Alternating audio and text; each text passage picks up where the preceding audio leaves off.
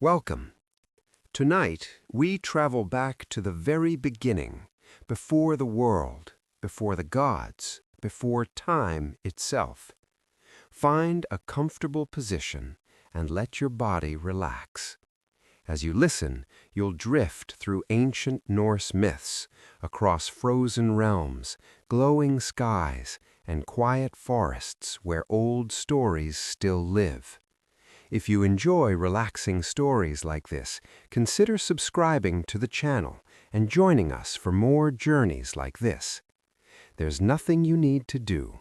Just listen and let the story carry you into sleep.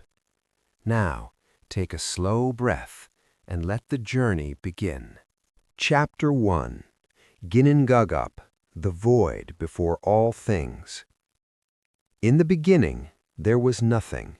Not darkness, for darkness is a thing, and there was nothing. Not silence, for silence is the absence of sound, and sound had not yet been imagined. Not cold, not warmth, not space, not time. Simply nothing. A vast, formless waiting.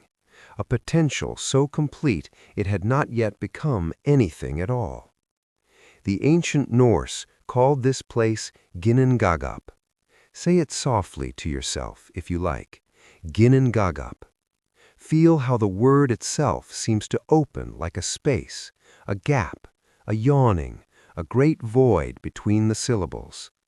It is one of the most beautiful words ever given to nothingness, and the Norse people understood that even nothingness deserves a beautiful name. Ginnungagap was not empty in the way an empty room is empty.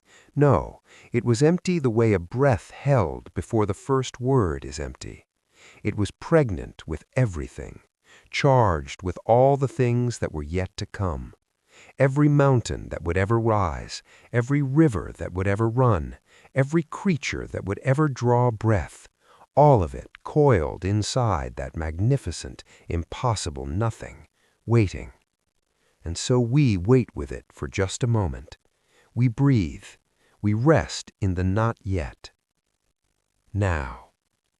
From one edge of this endless void, something began to stir.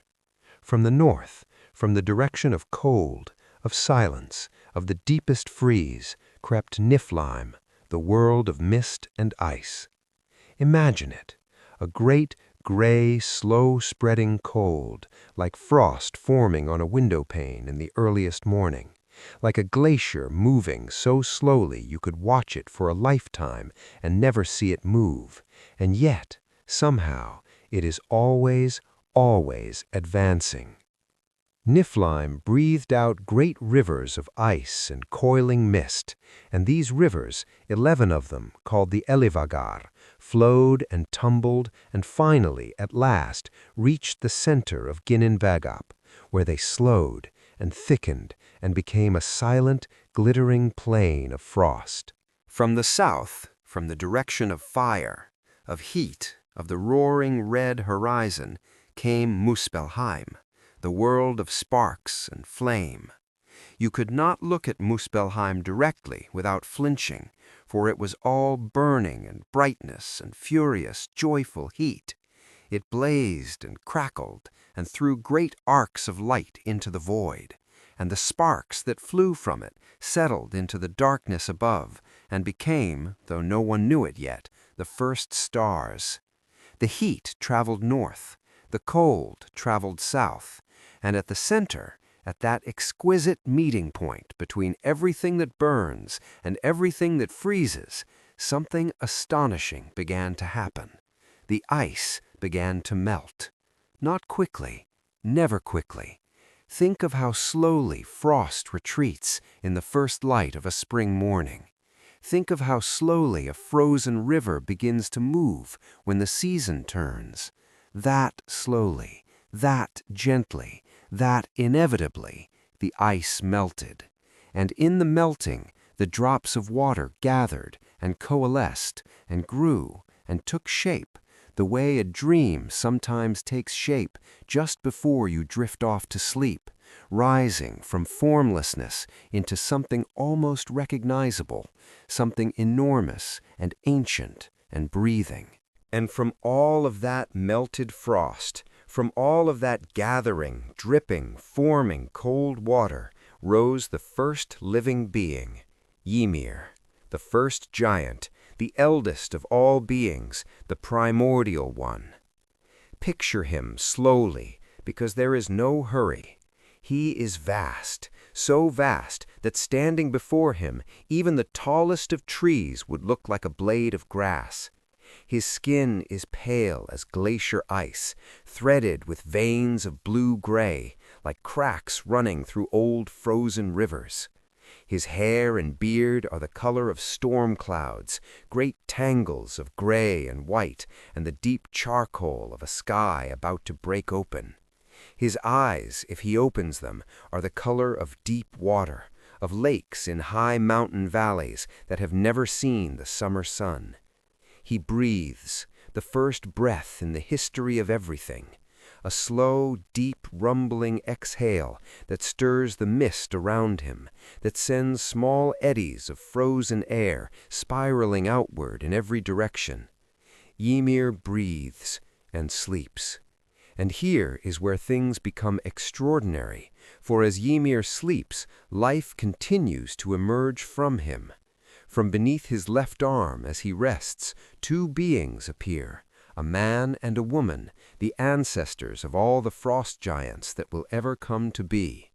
From his legs another being stirs, the first of the six-legged rime-thyrses, the ancient frost creatures who will walk the edges of the world for ages untold.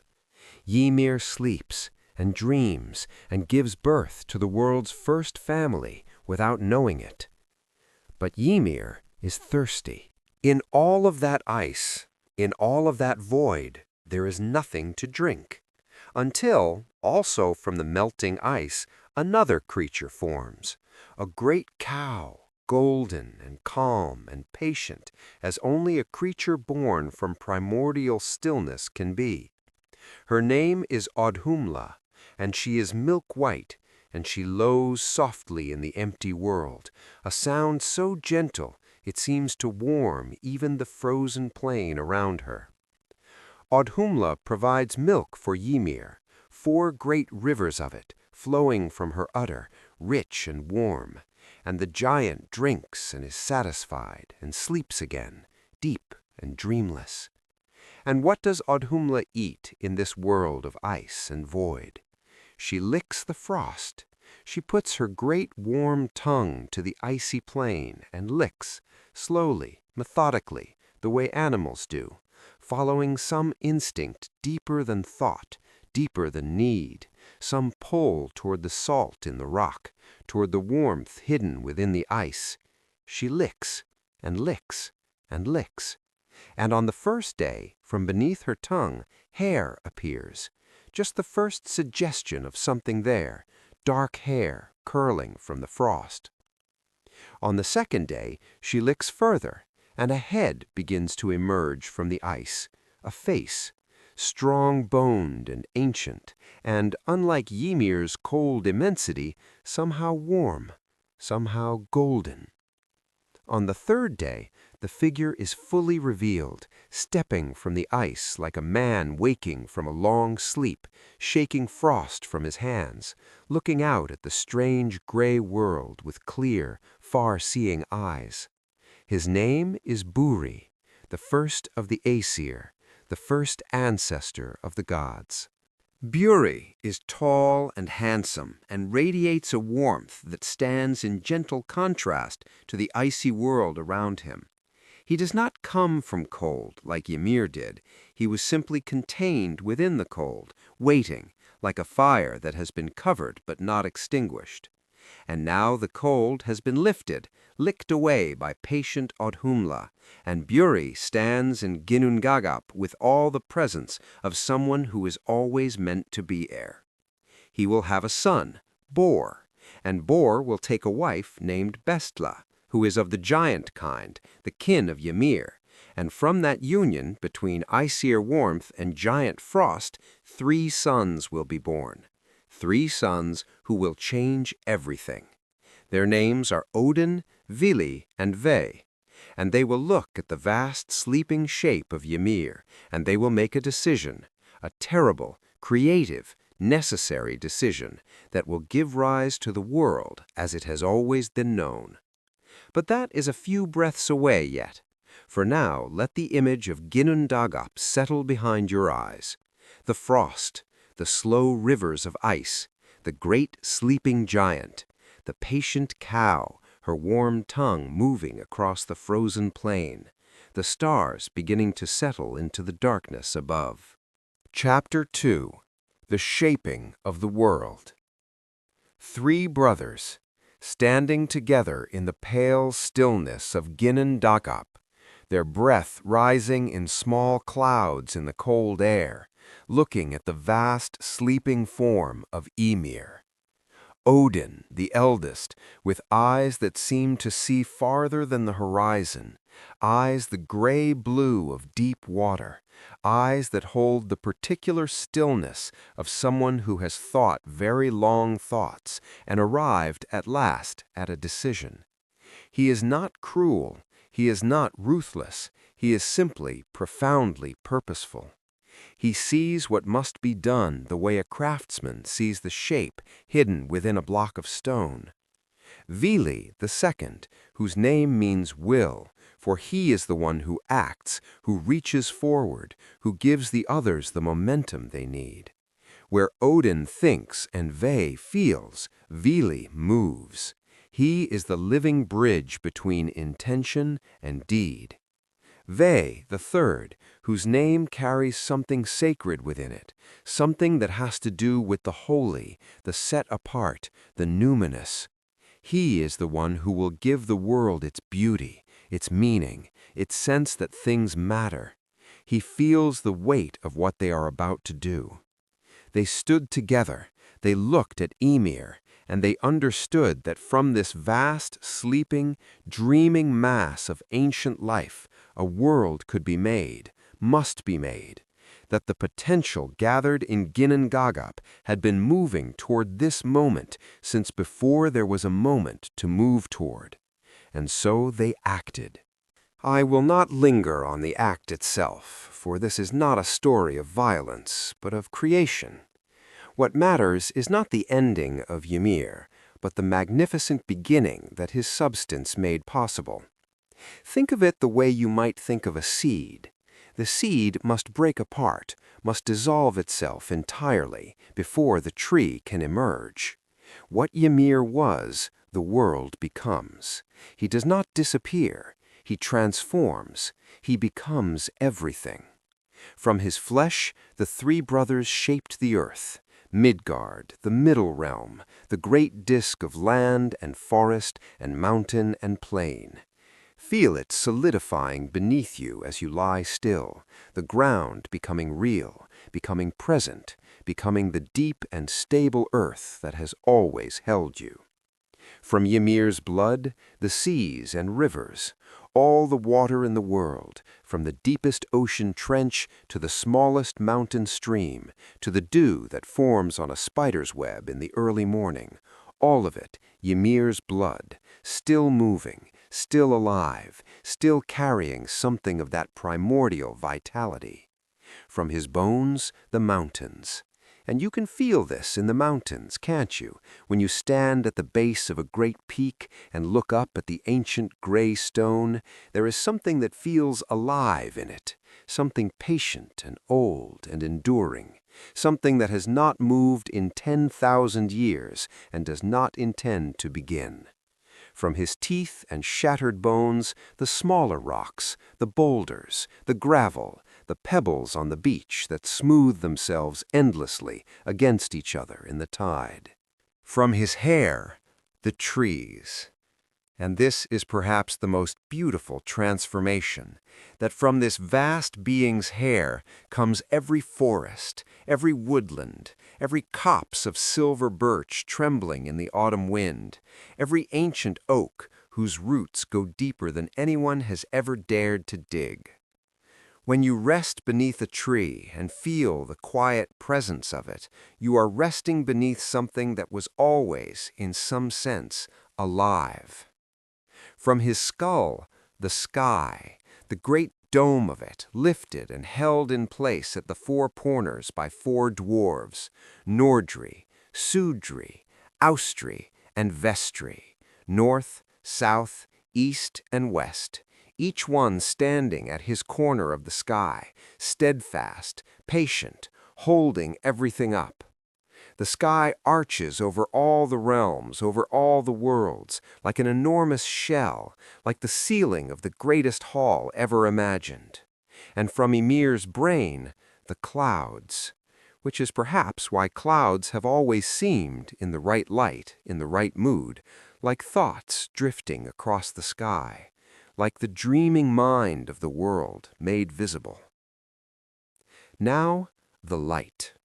The world was dark, even with the sky in place, even with the mountains rising and the seas filling their basins and the forests taking root. There was no light to see by. The sparks from Muspelheim still drifted in the darkness above the dome of the sky, but they were scattered, purposeless, wandering. Odin and his brothers gathered these sparks. They placed them carefully, the brightest ones becoming the stars, given paths to follow across the night sky, so that they would always be where they were needed, so that sailors and travelers and farmers and dreamers could look up and find their bearings in the dark. The very largest sparks were set apart, one to warm the day, one to light the night, the sun, the moon. But even the sun and moon needed guidance, for in the early world they did not yet know their paths. They wandered, they moved too quickly or too slowly, or in circles that made no sense. And so the gods took two young people, a brother and sister, Sol and Mani, the personifications of sun and moon, and set them to drive the great sky chariots that carried the celestial lights on their eternal circuits. Sol drives the sun's chariot, her horses swift and sure, her wheels fitted with cooling shields to protect the earth from the full unbearable heat of Muspelheim's fire. Mani guides the moon, more slowly, more gently, pulling behind him the two children he once found wandering, Huki and Bil, who had been out carrying water when the moon swept them up, and now ride with him through the sky on clear nights forever.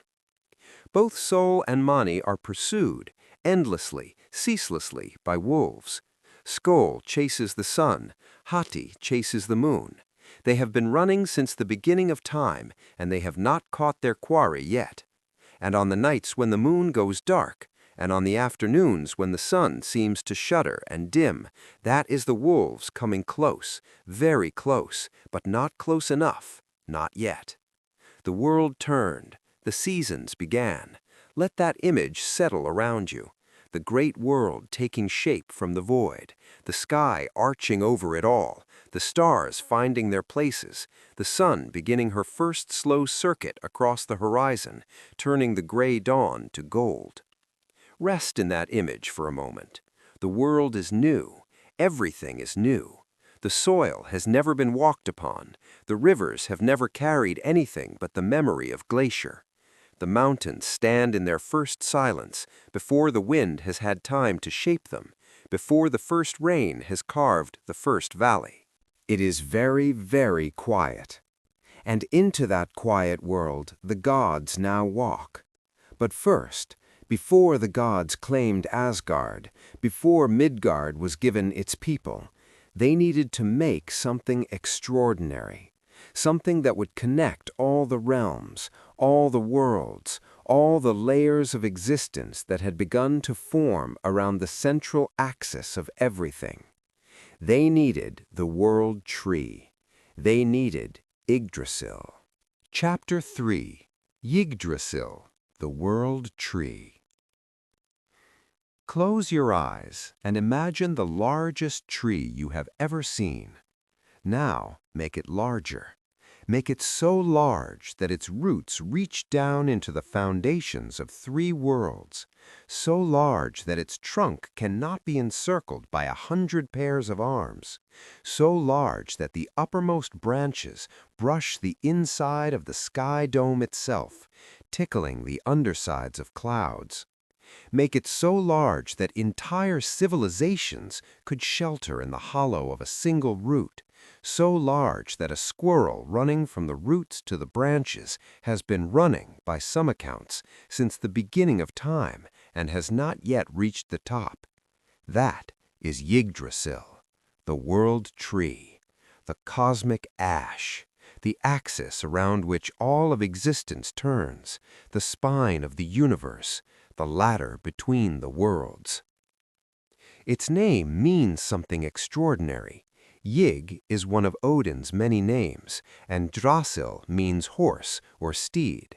So Yggdrasil is Odin's horse, for Odin will one day hang from this very tree, hung by himself, pierced by his own spear, for 9 days and 9 nights, sacrificing himself to gain the secret of the runes.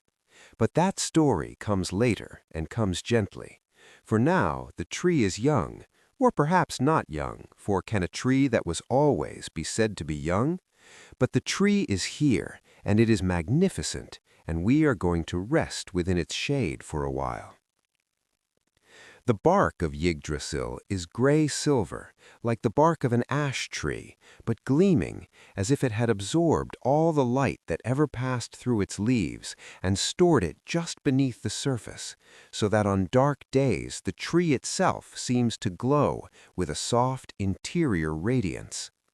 Run your fingers across the bark in your imagination and feel the roughness of it, the warmth of it, the way it vibrates very slightly beneath your touch, a vibration so low and slow that you feel it more in your chest than in your fingertips, a vibration like breathing, like the tree itself is breathing, deeply, slowly, peacefully. The roots go down in 3 directions.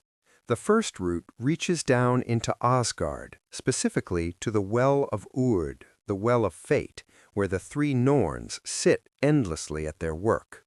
We will visit them soon. The second root reaches into Jotunheim, the realm of the giants, and there, beneath it, lies the Well of Mimir, where wisdom lives in the water. The water of Mimir's well is the most extraordinary substance in all the 9 worlds, cold, still, dark, and containing within it the distilled knowledge of every event that has ever occurred, is occurring, or will ever occur. To drink from it is to understand everything. Odin will eventually come to this well, and the price he pays for a single drink is one of the great stories of sacrifice in all mythology. But again, we will come to it in its time. The third root reaches down into Niflheim, into the deepest cold, into the realm of the dead and the ancient ice, and at its base lies the spring of Hvergelmir, the roaring cauldron from which all rivers in all worlds originally flow. This is where the dragon Nidhogg lives, the gnawing one, who chews ceaselessly at the root above him, always trying to destroy the tree from below. He has been chewing for a very long time. The tree still stands. Up in the branches an eagle lives, a great ancient eagle whose vision is so keen that he can see everything happening in all the 9 worlds simply by turning his head. Between his eyes sits a hawk named Vedrfalnir, adding another pair of sharp, watchful eyes to the heights of the tree.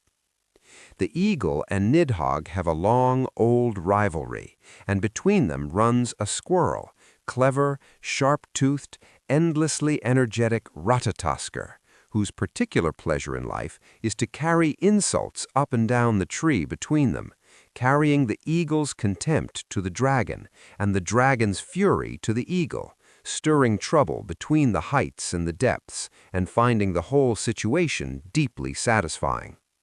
Ratatoskr chatters and scurries and seems to be everywhere at once, a flash of red-brown in the shadows of the great branches, an errand runner who thrives on discord, but who, in his way, keeps the tree alive, keeps the conversation between above and below, keeps the worlds connected. 4 stags roam the branches and the trunk, Dain, Dwalin, Duneir, and Durathror, nibbling perpetually at the new growth, at the tenderest shoots, keeping the canopy in careful, living balance. Their hooves on the bark make soft sounds, like weighing on wood, like fingers drumming gently on a table. And in the branches of Yggdrasil, countless serpents, 300 of them, says one telling, coil among the roots and gnaw at the wood alongside Nidhogg, while the great dew that falls from the leaves of the world tree is sweet as honey and feeds the bees of the world. But here is the most important thing about Yggdrasil. It stands at the center of everything. Not at the geographic center, not at the center that can be measured with instruments or found with a map, but at the existential center, the center that every living thing feels in its bones, the center toward which all things naturally tend. When you feel most yourself, most still, most at peace, that is the center. That is Yggdrasil. The 9 realms hang from its branches and spread from its roots like the rooms of an enormous house, each one distinct, each one entire, each one connected to all the others through the great body of the tree. 9 worlds, 9 rooms in the house of existence. Let us begin at the roots and work our way upward, slowly, without hurry, taking our time in each realm before drifting gently on. Imagine that you are sitting at the base of Yggdrasil right now. The bark is warm against your back. The roots, enormous and smooth, rise around you like the walls of a comfortable hollow, sheltering, enclosing, safe. The air smells of green and earth and rain and something sweeter underneath. The honeydew dripping from the leaves so far above you that you cannot see the canopy, only the great column of the trunk rising into a green, filtered light. Chapter 4. The 9 Realms, A Journey Through Existence. Niflheim, the world of mist. We begin below. It is important to go into the depths first, because what lies below is not frightening. It is ancient and cold and deeply, profoundly quiet in a way that eventually becomes restful rather than eerie.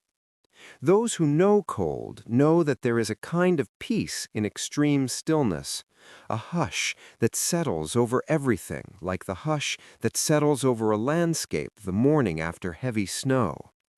Niflheim is that hush made into a world. The name means mist home or fog world, and that is exactly what it is, a place of perpetual gray, of shapes that emerge and dissolve from the cold mist, of ice that has been forming since before there was anything else to form. It is the oldest of the worlds, for it was here before Ginnungagap resolved into anything, here before Ymir breathed his first breath, here as a presence and a cold, before presence and cold had names.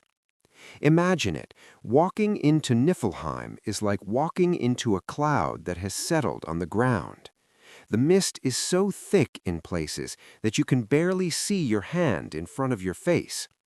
The ground beneath your feet is hard and white, permafrost, deep and ancient, laid down so long ago that it remembers when there was nothing but void.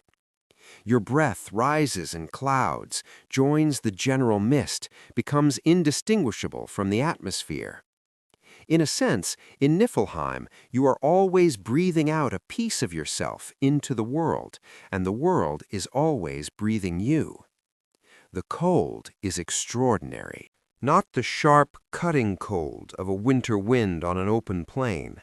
That kind of cold feels aggressive, feels like something acting upon you. No, the cold of Niflheim is total. It is ambient. It surrounds you so completely that after a while it stops feeling like cold and starts feeling like stillness itself, like the physical sensation of existing without moving, without wanting, without needing.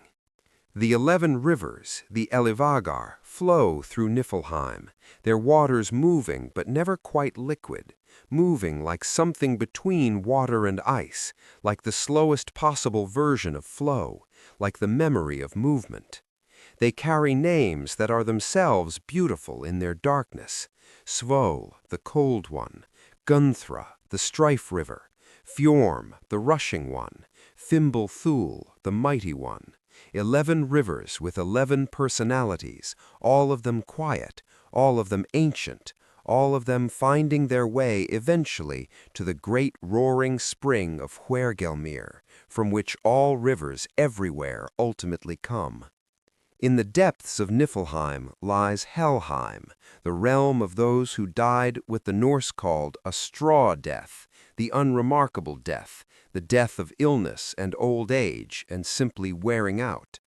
It is ruled by Hel, who is Loki's daughter, half alive and half dead, one side of her face that of a living woman, the other side gray and cold and still as winter stone. She is not cruel. She is simply what she is, the inevitable end of things, the closing of the circle. Those who come to her hall, Eljudnir, the hall of cold rain, are not tormented. They simply exist, quieter versions of who they were, resting in a permanent autumn twilight. Muspelheim, the world of fire. Now the opposite. If Niflheim is the deep inward breath held cold and still, Muspelheim is the exhale, blazing, crackling, furious with warmth.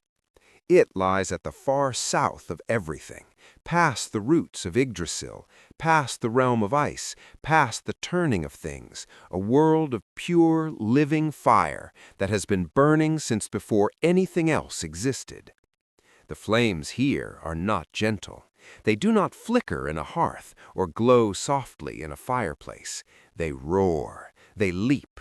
They are the color of the inside of the sun, of molten metal at the exact moment of pouring, of lightning frozen at the moment of greatest intensity. Muspelheim is guarded by Surtur, the great fire giant, the Black One, vast and terrible and blazing, who carries a flaming sword that burns brighter than the sun, and who has been standing at the border of his realm since before the world was made. He will have a crucial role to play at the end of things. We will come to it in time, but for now he simply stands, burning, watching, waiting with a patience that fire seems incapable of and yet somehow embodies. You could not walk into Muspelheim and survive unless you were Surtur himself or someone of comparable heat. But you can appreciate it from here, from safety, the way you appreciate a fire through a window. The warmth of it reaches even across the distance, a pleasant, roasting warmth, the kind that makes you want to curl your hands around something warm to drink and let your thoughts go drowsy and pleasant. The sparks of Muspelheim became the stars. Look up on any clear night and you are seeing Muspelheim's light, cooled, distanced, set at just the right remove to be beautiful rather than blinding. Every star is a memory of that original fire, scattered across the dark sky dome by the hands of the 3 brothers at the beginning of things. Muspelheim burns. It has always burned. It will burn until the very end, when Surtur walks out across the rainbow bridge with his flaming sword, and the fire consumes everything. And even then, even after everything, the fire will find something new to become. But that is Ragnarök, and we are nowhere near Ragnarök yet. Midgard, the middle world. Here is where we live. Midgard means middle enclosure, the middle realm, the world set between the heights and the depths, protected on all sides by Ymir's transformed eyebrows, which the gods shaped into a great fence to keep the wild giants from wandering too close to the newly made humans who would soon be walking here. Midgard is extraordinary not because it is the most powerful of the realms, or the most ancient, or the most beautiful. It is extraordinary because it is real in the way that nothing else is quite real. It is touchable. It smells of soil and rain and wood smoke. It tastes of bread and salt and cold water. You can stub your toe on it. You can lie down in it and feel it hold you. It is, in a word, home. The gods made Midgard with tremendous care, more care perhaps than they gave to any other realm.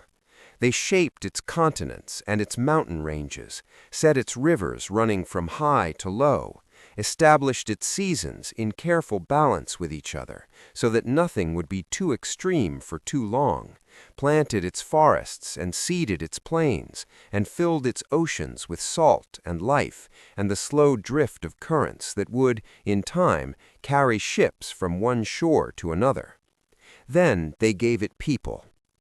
2 trees stood at the edge of the world, an ash tree and an elm tree, standing together, their roots intertwined, their branches barely touching in the way that 2 people stand who are close but not yet quite together. Ask, the ash tree, Embla, the elm tree.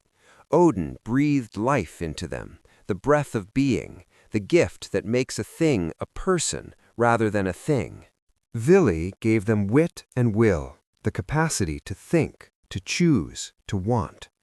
They gave them senses and speech, the ability to see and hear and touch and taste and smell the world, and then to tell someone else about it. And Ask and Embla opened their eyes, and Midgard had people. These 2 would become the ancestors of all humanity, every person who has ever looked up at the stars and wondered, every person who has ever felt the particular joy of a warm fire in cold weather, every person who has ever loved someone and felt that the world was therefore worth inhabiting. All of them, descendants of an ash tree and an elm tree, given life by 3 brothers who stood at the edge of things and wanted the world to be populated with wonder. Midgard is an island, in the original telling, surrounded by an ocean so vast and deep that no ship has ever crossed it. And in that ocean, curled around the world like a ring, tail in his own mouth, is the Midgard serpent, Jormungandr, another of Loki's children, grown so enormous that he can encircle the entire earth and bite his own tail. He sleeps mostly. He breathes slowly, and each breath stirs the deep currents, and those currents bring the weather. When Jormungandr shifts in his sleep, the waters of the deep ocean surge, and the tides change, and sometimes the surface of the sea grows rough and wild. But he is sleeping now. He is always sleeping now. Midgard hums with quiet life. Forests rise, vast and dark and full of creatures. Rivers run from mountains to sea, cutting deep valleys over thousands of years. Seasons turn in their ancient rhythm, the snow coming down from the north, the warmth returning from the south, the world breathing in and breathing out forever. And humans walk through all of it, building their halls, telling their stories, looking up at the sky, and feeling that they are part of something larger than themselves. Because they are. Because we are.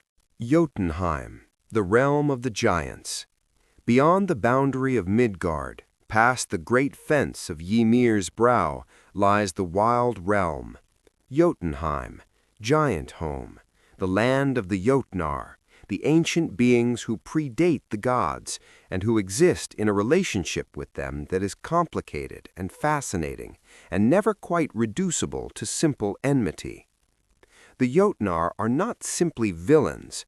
They are what was there before, what continues to exist alongside, what cannot be fully controlled or contained. Imagine approaching Jotunheim across a great windswept plain. The sky here is always doing something interesting. Not the clear blue of the best days in Midgard, but layered, turbulent, filled with clouds that move quickly and dramatically, lit from within by distant lightning that makes no sound. The air smells of snow and granite and pine resin and something wilder underneath all of it, the particular smell of a world that has not been shaped and settled, that has not been made comfortable, that retains its rawness. The mountains of Jotunheim are vast beyond the mountains of Midgard. They make the highest peaks of the human world seem like low hills.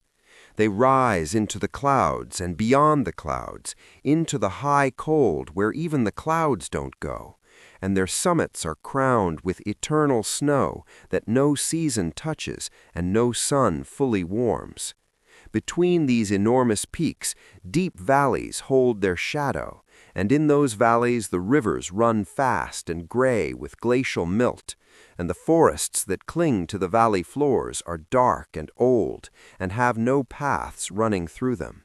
Jotunheim's chief fortress is Utgard, the outer enclosure, ruled by Utgard Loki, a figure of tremendous cunning who will feature in one of the great adventure stories we will tell later when Thor comes visiting.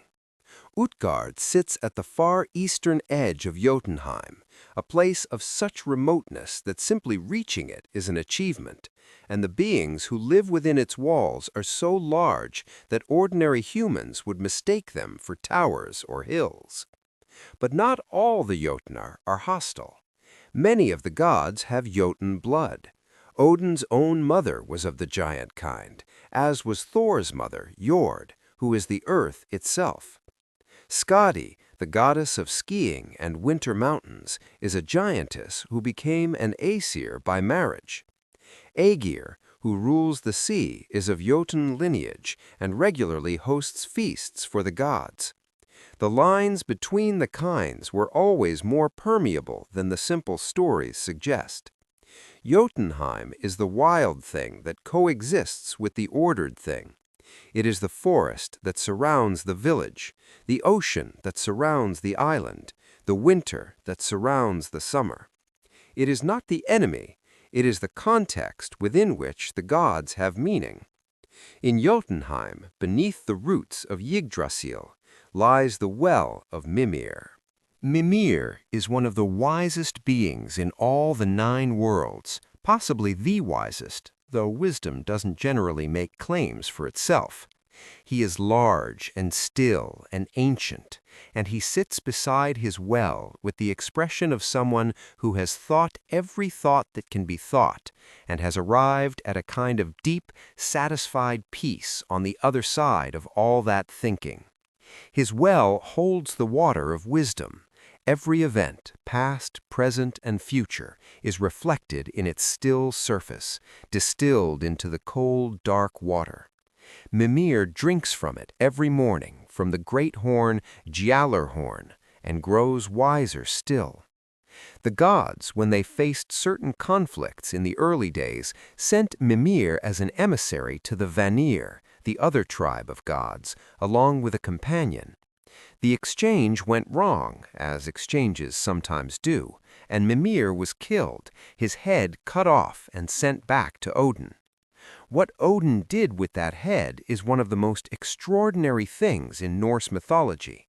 He preserved it with herbs, sang over it, filled it with magic, and Mimir's head continues to speak, continues to offer counsel, continues to be a source of deep wisdom that Odin consults in moments of uncertainty.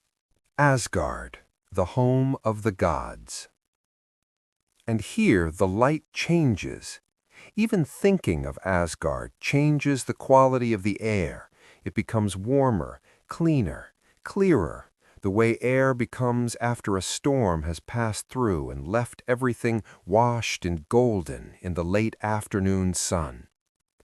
Asgard sits at the top of the world, at the crown of Yggdrasil, above the clouds, above the weather, in a perpetual condition of what can only be called significance, the sense that everything that happens here matters, that the events of this realm send ripples down through all the other realms, affecting the weather in Midgard, and the tides in Jotunheim, and the shadows in Niflheim.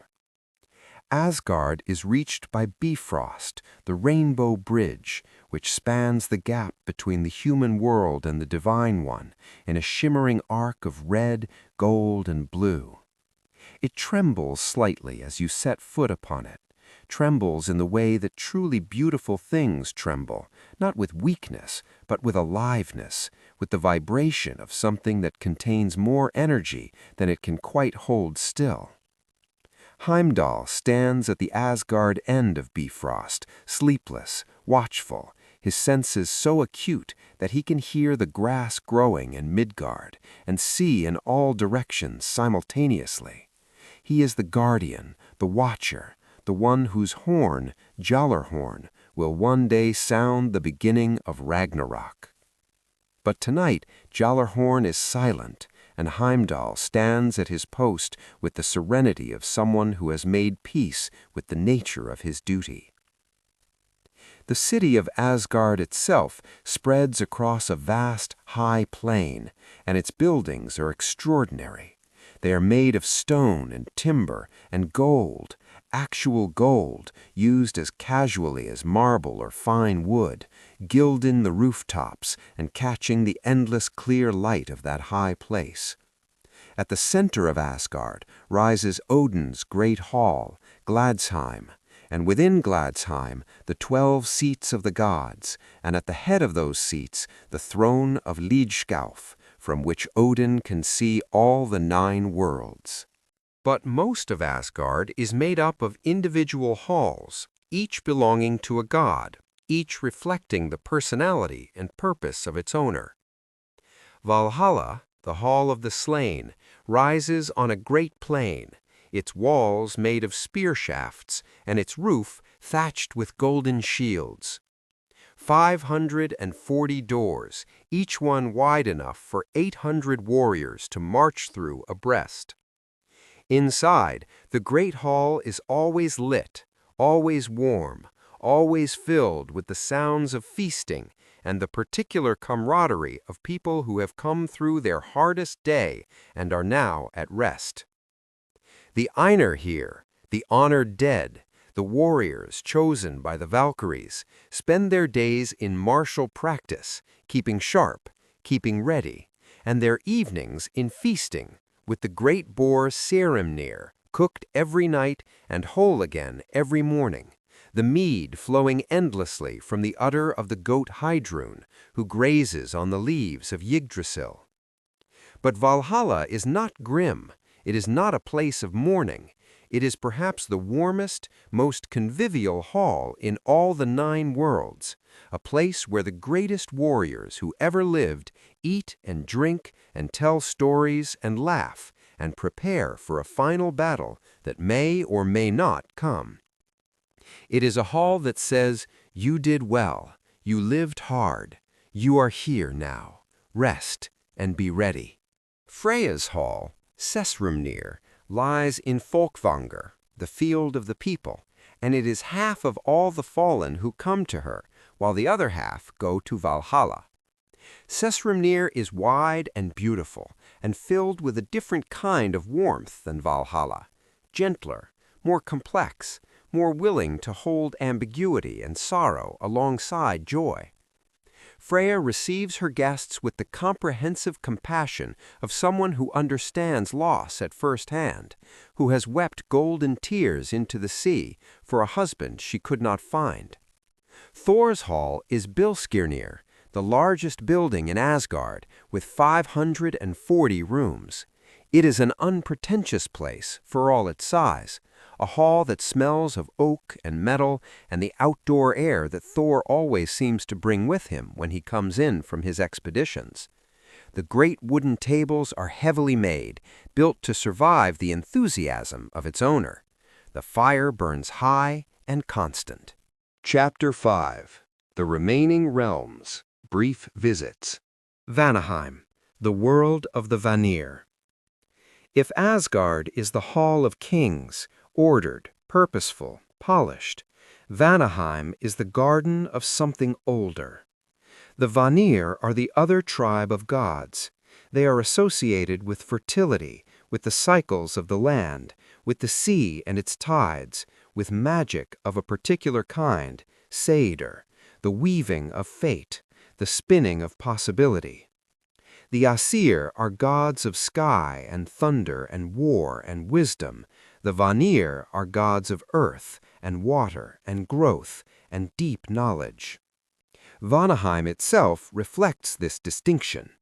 Where Asgard has halls of gold, Vanaheim has fields of extraordinary richness, grains that grow taller than in any world, orchards heavy with fruit, meadows where every flower that has ever existed in any realm grows in harmonious profusion. The light in Vanaheim is softer than Asgard's high, clear light. It is the light of a perfect summer evening, the light that makes everything it touches look slightly better than itself, more present. The Asir and Vanir were not always at peace. There was a war, the first war in the history of existence, and it was not entirely settled by victory, but by exchange. The gods traded hostages and eventually achieved something that was less a truce than a marriage, a blending, an acknowledgement that what the other had was worth having. The Vanir gave the Asir Freyr and Freya and their father Njord. The Asir gave the Vanir Hoynir and Mimir, and the worlds were richer for the exchange. Vanaheim is warm and lush and deeply peaceful. Alfheim, the world of the light elves. Up, higher still in the branches of Yggdrasil, past Asgard in some accounts, or beside it in others, lies Alfheim, the home of the light elves, the Ljósálfar. The light elves are beings of such extraordinary beauty and brightness that even the gods speak of them with a kind of respectful wonder. They are associated with sunlight and moonlight, with the particular quality of light that filters through leaves in a forest and makes patterns on the ground, patterns that move and dance and seem almost like writing, like a language the earth is speaking to itself. The light elves inhabit this light. They are, in some sense, made of it. Alfheim was given as a gift, a tooth gift, which is what the Norse called the present given to a child when its first tooth comes in, to the young god Freyr, whose warmth and generosity make him a fitting lord of a realm of gentle light. Alfheim is perhaps the most beautiful of all the realms in a conventional sense. It is all soft glow and shimmering air, all delicate things perfectly made, all the beauty of the natural world refined to its purest expression. It is the realm of the ideal, not cold and abstract, but warm and specific and real in the way that beauty is always real. Svartalfheim, the realm of the dwarves. Below the middle of the world tree, in the roots and the dark, lies Svartalfheim, the world of the dark elves, the dwarves, the skilled and ancient craftsmen who live in the caverns and forge the most extraordinary objects in all the 9 realms. The dwarves were not originally living beings in some tellings. They were maggots in Ymir's flesh, given intelligence and form by the gods. But they have long since transcended this humble origin to become something remarkable, master craftsmen whose work surpasses anything made in any other realm. Svartalfheim is a world of firelight and forge glow, of tunnels carved through ancient rock and great caverns lit by the eternal fires of the forges. It smells of metal and stone and the particular dry heat of deep places. The dwarves work constantly, always making, always improving, always seeking the perfect form for the perfect purpose. They are small often and broad, and their beards are famous, and their skill at metalworking and runecraft is unparalleled. From the workshops of the dwarves came many of the great artifacts of Norse mythology. Draupnir, Odin's ring that drips 8 rings of equal weight every 9 nights. Skidbladnir, Freyr's magical ship that can sail any sea and be folded small enough to fit in a pocket. Gleipnir, the magical ribbon that will one day bind the great wolf Fenrir. And, most famous of all, Mjolnir, Thor's hammer, which we will hear about in greater detail soon. Helheim, the realm of the dead. We have touched on Helheim already in our visit to Niflheim, for Helheim lies within Niflheim's cold embrace at the far end of Hel Road, the long path downward that all who die of ordinary causes must walk.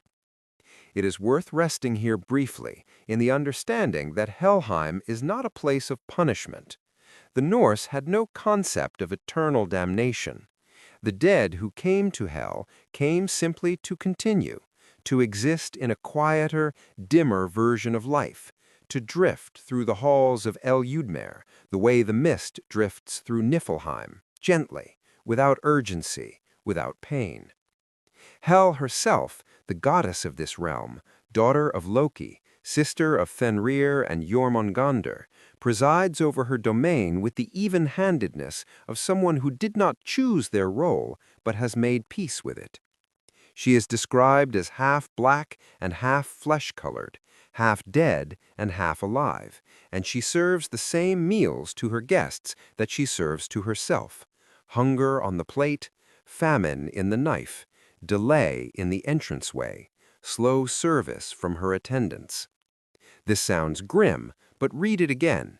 It is a description of a place where there is no hurry, where waiting is simply waiting, not suffering, where hunger is not agony, but simply the mild, permanent state of the no longer hungry in the old way. Chapter 6. Odin, the All-Father. When you try to picture Odin, the first thing you notice is the hat. A wide-brimmed gray hat pulled low over one side of his face, the side where there is no eye.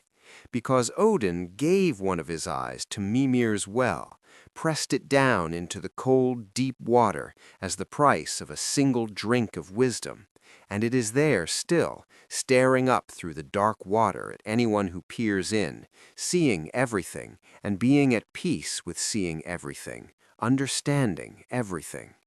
And Odin, with his remaining eye, sees more than most beings see with 2.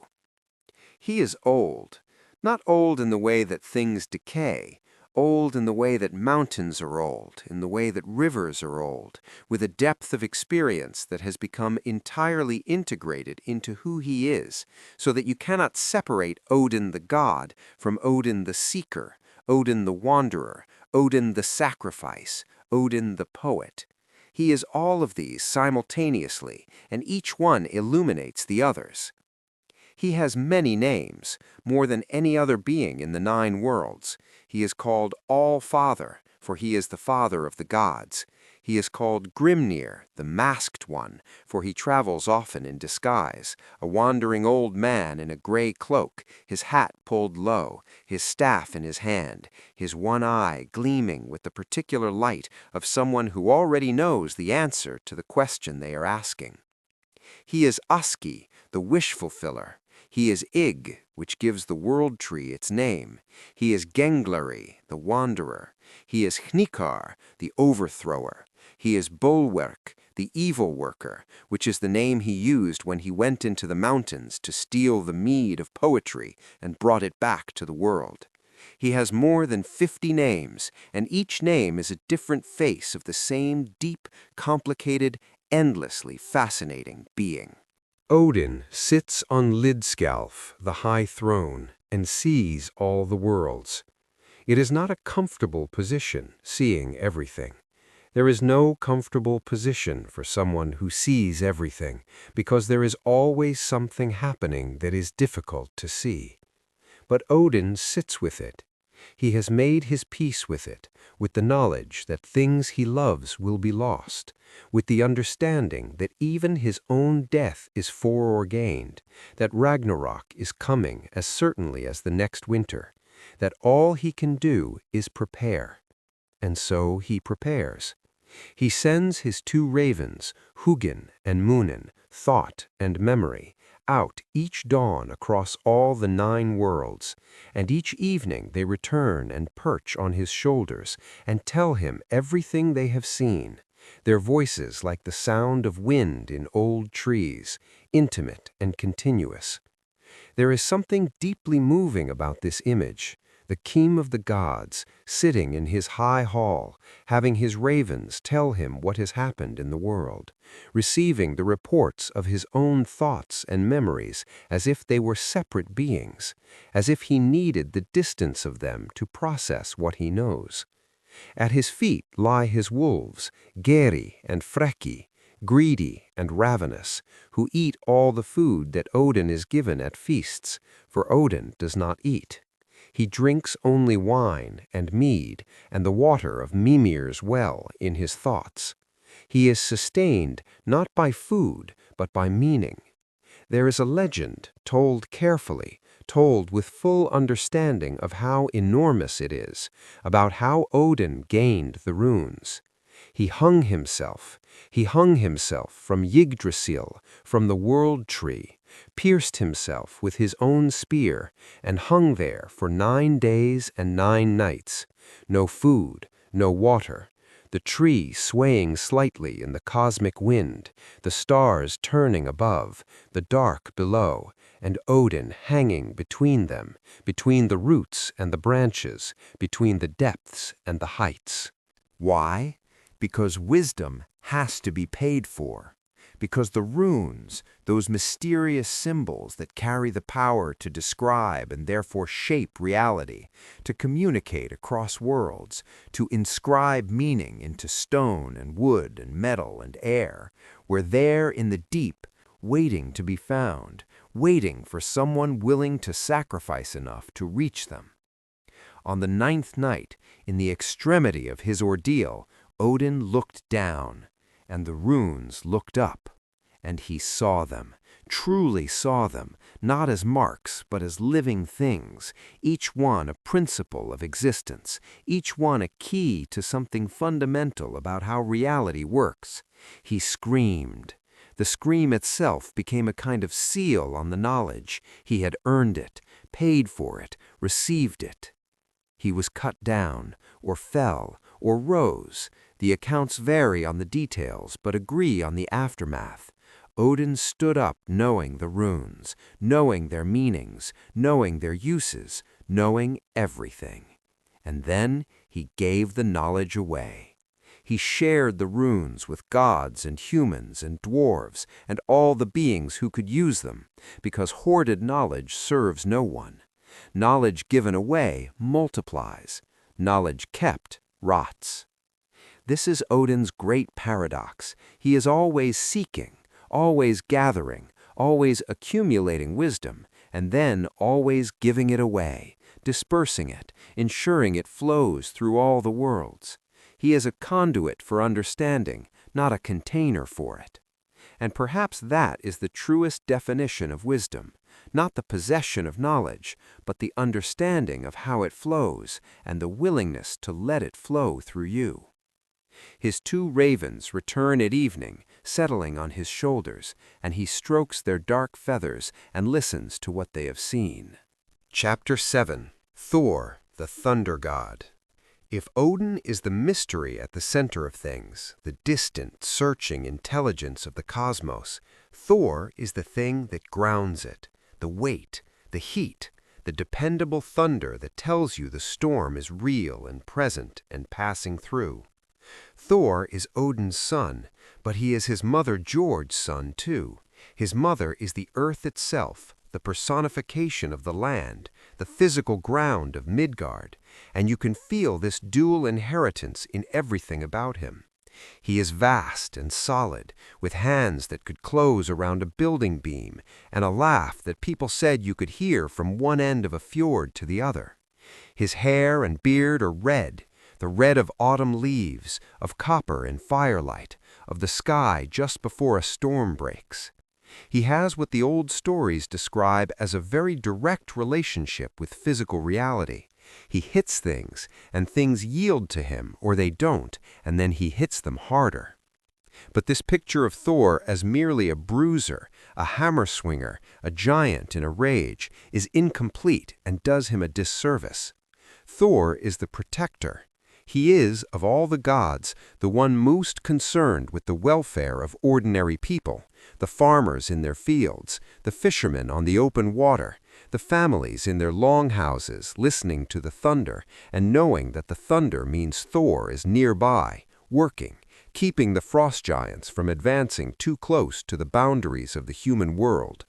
When the thunder rolls across the sky in late summer, that is Thor in his chariot, the great chariot pulled by his two enormous goats, Tongnir and Tongnjoster, Tooth Gnasher and Tooth Grinder, crossing the high air on his eternal patrol of the borders between the realms. He is beloved by humans in a way that Odin, for all his grandeur, is not quite. Odin is respected, even feared. Thor is loved. He is the one who could walk into a farmhouse and eat whatever was on the table and tell stories until midnight and leave everyone feeling as if they'd been visited by a very large, very warm friend. There is no pretension in Thor. What you see is what there is, and what there is considerable.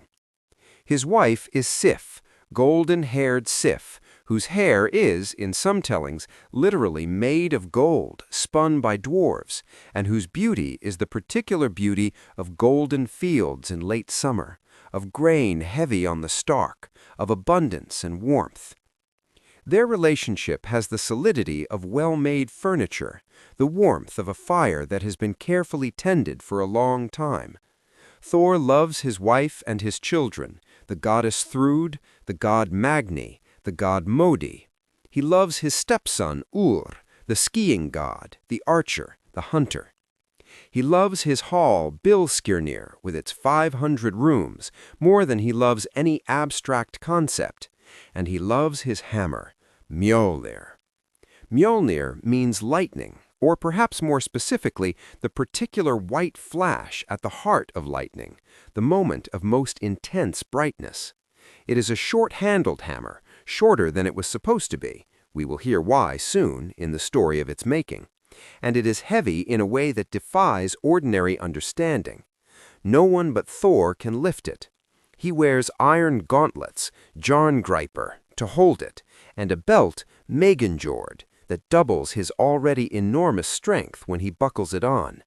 With Mjolnir in hand, Thor stands before any threat in the 9 worlds with the particular calm of someone who genuinely cannot be moved.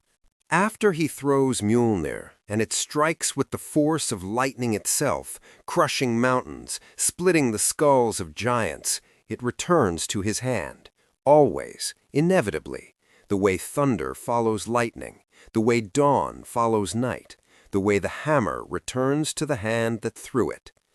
There is something deeply comforting about this image. The hammer always comes back. What is thrown out comes home. Thor is not complicated. He is not mysterious. He does not have 50 names and a labyrinthine inner life. He has a hammer and a belt and a pair of goats and a family he would tear apart the 9 worlds to protect. He is the uncomplicated rightness of strength used in service of the things worth protecting. He eats the goats for dinner sometimes when he's far from home, eats them entirely, bones and all, and then in the morning he lays the bones on the goats' hides and taps them with Mjolnir, and the goats stand up again, whole and alive, perhaps a little confused, ready to pull the chariot another day. This is the particular kind of magic Thor deals in, not the deep mystery of runecraft or the subtle manipulation of fate, but the direct, restorative power of someone who knows how to make broken things whole again. Chapter 8. The Theft of Mjolnir. Thor woke one morning to find his hammer was gone. This by itself is remarkable, because Thor slept with his hand on Mjolnir. He was not a careless being. He did not misplace important things. The hammer was simply there every night when he fell asleep, solid and reassuring beneath his great hand, and every morning it was the first thing he confirmed, except this morning. He reached for it and touched only the straw of the sleeping platform. He sat up. He checked again. He checked a third time, the way you sometimes do when you cannot find something you're sure should be there, as if the act of checking more carefully will make the thing appear. Nothing. Thor was not a god who panicked. Panic requires a moment of paralysis, and Thor's response to every threat was the opposite of paralysis. He stood up, and his standing up shook the hall slightly, and he came out of the hall into the morning air of Asgard with the expression of someone who has decided that whatever has happened will shortly be happening differently. He found Loki. You find Loki quickly in any crisis, because Loki is usually near the edges of any crisis, watching to see how it unfolds. This is not necessarily evidence of guilt. It is simply that Loki finds crises interesting. On this occasion, he was sitting on the steps of his own hall, watching the dawn with an expression of innocent pleasure that could mean anything. "The hammer is gone," said Thor. Loki's expression shifted, not into guilt, but into the particular focused attention he brought to interesting problems. "Gone," he repeated. "Where?" "If I knew where it was, I would be going there instead of talking to you." Loki stood up. He borrowed something from Freya, the famous falcon feather cloak, which allowed its wearer to fly as a falcon, to travel between the realms swiftly and silently, seen perhaps as a bird, unseen as anything more. He flew and he searched, with the sharp eyes of a falcon scanning the realms below. He searched Midgard, he searched the borders of Jotunheim, and in Jotunheim, deep in Jotunheim, in a hall cut into the rock of a mountain, in a valley that the sun barely reached in winter, he found Thrym. Thrym, whose name meant noise, the king of the frost giants, who was sitting outside his mountain hall with an expression that could only be described as pleased with himself. Loki landed, rearranged himself into his usual form, regarded Thrym with the calmness of someone who is cataloging information rapidly. "Have you taken Thor's hammer?" he asked. Thrym smiled. It was not a comfortable smile. "I have hidden it," he said, 8 miles beneath the earth. No one will find it. No one will retrieve it." He leaned forward. "And my condition for returning it is this. I want Freya as my bride." Loki flew back to Asgard. Thor was waiting, as Thor generally was, with the direct expectation of someone who has sent a fast person to do something fast. Loki reported what he had learned. Thor's face expressed several things in quick succession: disbelief, fury, and then the particular frustrated stillness of someone who has encountered a problem they cannot simply hit. They went together to Freya. Now, Freya is not a goddess who takes well to being bargained away. She is not a goddess who takes well to being treated as currency, as a solution to someone else's problem. She is, among many other things, the most powerful practitioner of Satyr, the deep magic in all the 9 worlds. She has the necklace Brisingamen, which she sacrificed 4 nights of her life to obtain, which gleams at her throat with the steady light of something that was paid for fairly and is cherished completely. She has her chariot pulled by cats. She has her battle boar Hildisvini. She is not without resources. When Thor explained the situation, somewhat quickly, somewhat hopefully, Freya's response was immediate. Her anger made Brisingamen tremble on her neck, and the walls of her hall shake with the force of it. "Do you think," she said, with a calm that was somehow more frightening than shouting, "that you can simply give me to a giant? Do you think I am a prize, a bride gift?" Thor took a slight step backward, which was unusual. "No," he said. "No, I don't think that. I just thought—" "No," said Freya, "I will not go." And that was that. Back in Asgard's great assembly, all the gods gathered to consider the problem. Mjolnir was gone. Freya would not, quite rightly, be sent to a frost giant as a ransom payment, and yet without Mjolnir, the defenses of Asgard were substantially weakened. The giants knew it. Thrym knew it. He had chosen his moment carefully. It was Heimdall, the far-seeing, the patient watcher, who proposed the solution. "What if," he said, speaking carefully, "we sent Thor to Thrym as the bride?" Silence. Then considerable noise. Then, gradually, reluctant consideration. Because the logic was sound, even if the image was remarkable. Thrym wanted a bride. He had not specified which bride, only that she come in Freya's place. Thor could go dressed as Freya. The veil could hide his face, and more practically his beard. They could explain the eyes by claiming the bride had not slept, or had wept, or any number of reasons. They could explain the appetite, for Thor could not have been expected to eat modestly at a wedding feast, by claiming the bride's great excitement. And once the hammer was produced, for it was traditional to lay the hammer on the bride's lap as a blessing during the ceremony, Thor would have it in hand, and the rest would go as things with Thor holding a hammer tend to go. Thor looked at Loki. Loki looked at Thor with the expression of someone who is deeply, personally looking forward to what is about to happen. "I'm not wearing a dress," said Thor. "You are," said Loki, with entirely too much enthusiasm. The gods dressed Thor. This is one of the genuinely funny passages in all of Norse mythology, and we honor it by describing it with the delight it deserves. They put a bridal dress on Thor, a fine one, white, long, with a veil that covered his face and most of the beard. They put Brisingamen around his neck. Freya lent it for the occasion, with the expression of someone who finds the situation both insulting and in some deep part of herself satisfying in its absurdity. They put headdresses and hood linen on him, and the great keys that a bride wore at her belt. Thor regarded himself. "I look ridiculous," he said. "You look like a bride," said Loki, who was dressing himself as a handmaid, as Thor's attendant, which he was doing with considerably more ease than Thor was managing. "I am the strongest being in 9 worlds," said Thor, "and I am wearing a veil." "You are," agreed Loki, "and you are going to get your hammer back, which is the only thing that matters, and I am going to be there for every moment of it." They rode to Jotunheim. Thrym prepared the feast.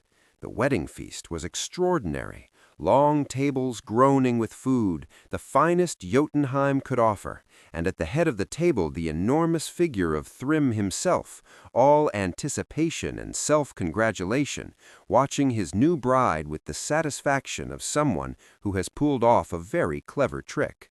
Thor ate. He ate an ox, the entire ox. He ate 8 salmon. He ate all the dainties prepared for the women at the feast. He drank 3 barrels of mead. Thrym watched with growing disquiet. "I have never seen a bride eat so much," he said to Loki. Loki, with the serene composure of someone running through explanations, very quickly said, "Freya was so excited about coming to you, my lord Thrym, that she has not eaten in 8 days. Such was her eagerness." Thrym, who was apparently quite willing to believe this, seemed satisfied. He leaned forward to steal a kiss from under the veil. He looked into Thor's eyes. He recoiled. "Her eyes," he said, "they are burning. They're like fire." "Loki, she has not slept in 8 days, my lord. Such was her eagerness to come to you." Thrym settled back, mollified. At last the moment came. The ceremony reached its proper point, and Thrym's sister, who had also wanted a gift from the bride, in accordance with tradition, called for Mjolnir to be brought and laid upon the bride's lap to hallow the wedding with Thor's own hammer. They brought it out from beneath the earth. They placed it on the bride's lap. Thor's hand closed around the handle, and that was the end of the wedding. The guests, as they dispersed, quickly and involuntarily, might have had opinions about how the evening had gone. Thrym had opinions, briefly, before opinions became something he was no longer capable of having. Thor retrieved his hammer. The thunder rolled across Jotunheim as they left, the sound of a god with his proper weapon back in his hand, the sound of order restored, the sound of something broken made whole. Back in Asgard, the gods were welcoming and amused and deeply relieved. Thor took off the dress.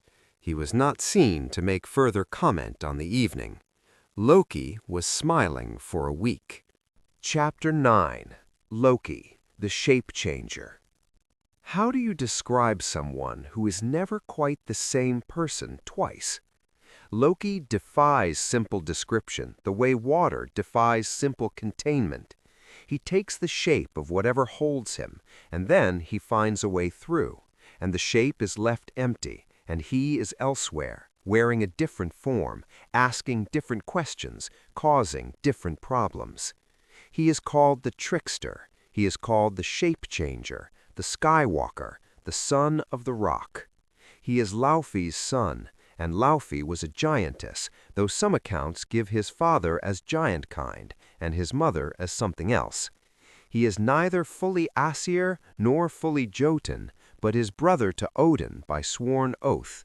They cut their hands and pressed them together and made the brotherhood that makes them bound to each other, so that Odin cannot be rid Loki even when he would very much like to be. Loki is, in many ways, the most interesting being in all of Norse mythology. Not the most powerful, not the most wise, not the most beautiful, though he can be beautiful when he chooses it, but interesting, interested, alive in a way that the other gods, for all their magnificence, are not quite alive. He pays attention to things. He notices the cracks in plans, the gaps in walls, the spaces between what people want and what they say they want. He lives in those spaces, makes his home there, and from that vantage point sees everything with a clarity that is uncomfortable because it is accurate. He does not hate the gods. This is important to understand and often misunderstood. Loki loves the gods. He loves Asgard in his own complicated, combustible way. He loves the games and the feasts and the great halls and the stories that are told there. He loves Odin, his sworn brother, with the love that can coexist with resentment and challenge and occasional betrayal without quite negating itself. He loves the way a clever problem loves a clever solution. He loves anything that is interesting and difficult and rewards being thought about. What Loki cannot endure is being bored.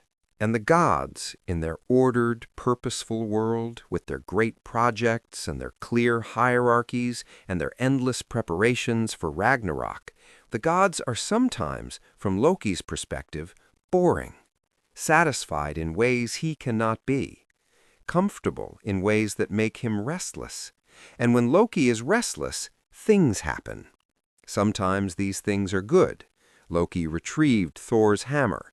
He talked Thrym into bringing Mjolnir to the wedding table. He devised the plans, talked the plans through, dressed as a handmaid with complete composure, and deployed the exact right word at the exact right moment to prevent anyone asking too many questions. He was essential. Without him, Mjolnir might still be 8 miles beneath Jotunheim. Loki has saved the gods more times than the gods prefer to acknowledge. He has also, it must be said, put them in danger more times than any accounting would find comfortable. He is a shape changer, genuinely, physically. He has been a falcon, a fly, a salmon leaping upstream in a cold northern river. He has been a mare, and from that particular adventure, the great 8-legged horse Sleipnir was born, who became Odin's horse, who can travel between the worlds, who runs faster than any other creature in the 9 realms. Sleipnir is Loki's child, and Odin rides Loki's child across the sky. This is the kind of fact that you have to sit with for a moment before it reveals its full, peculiar poetry.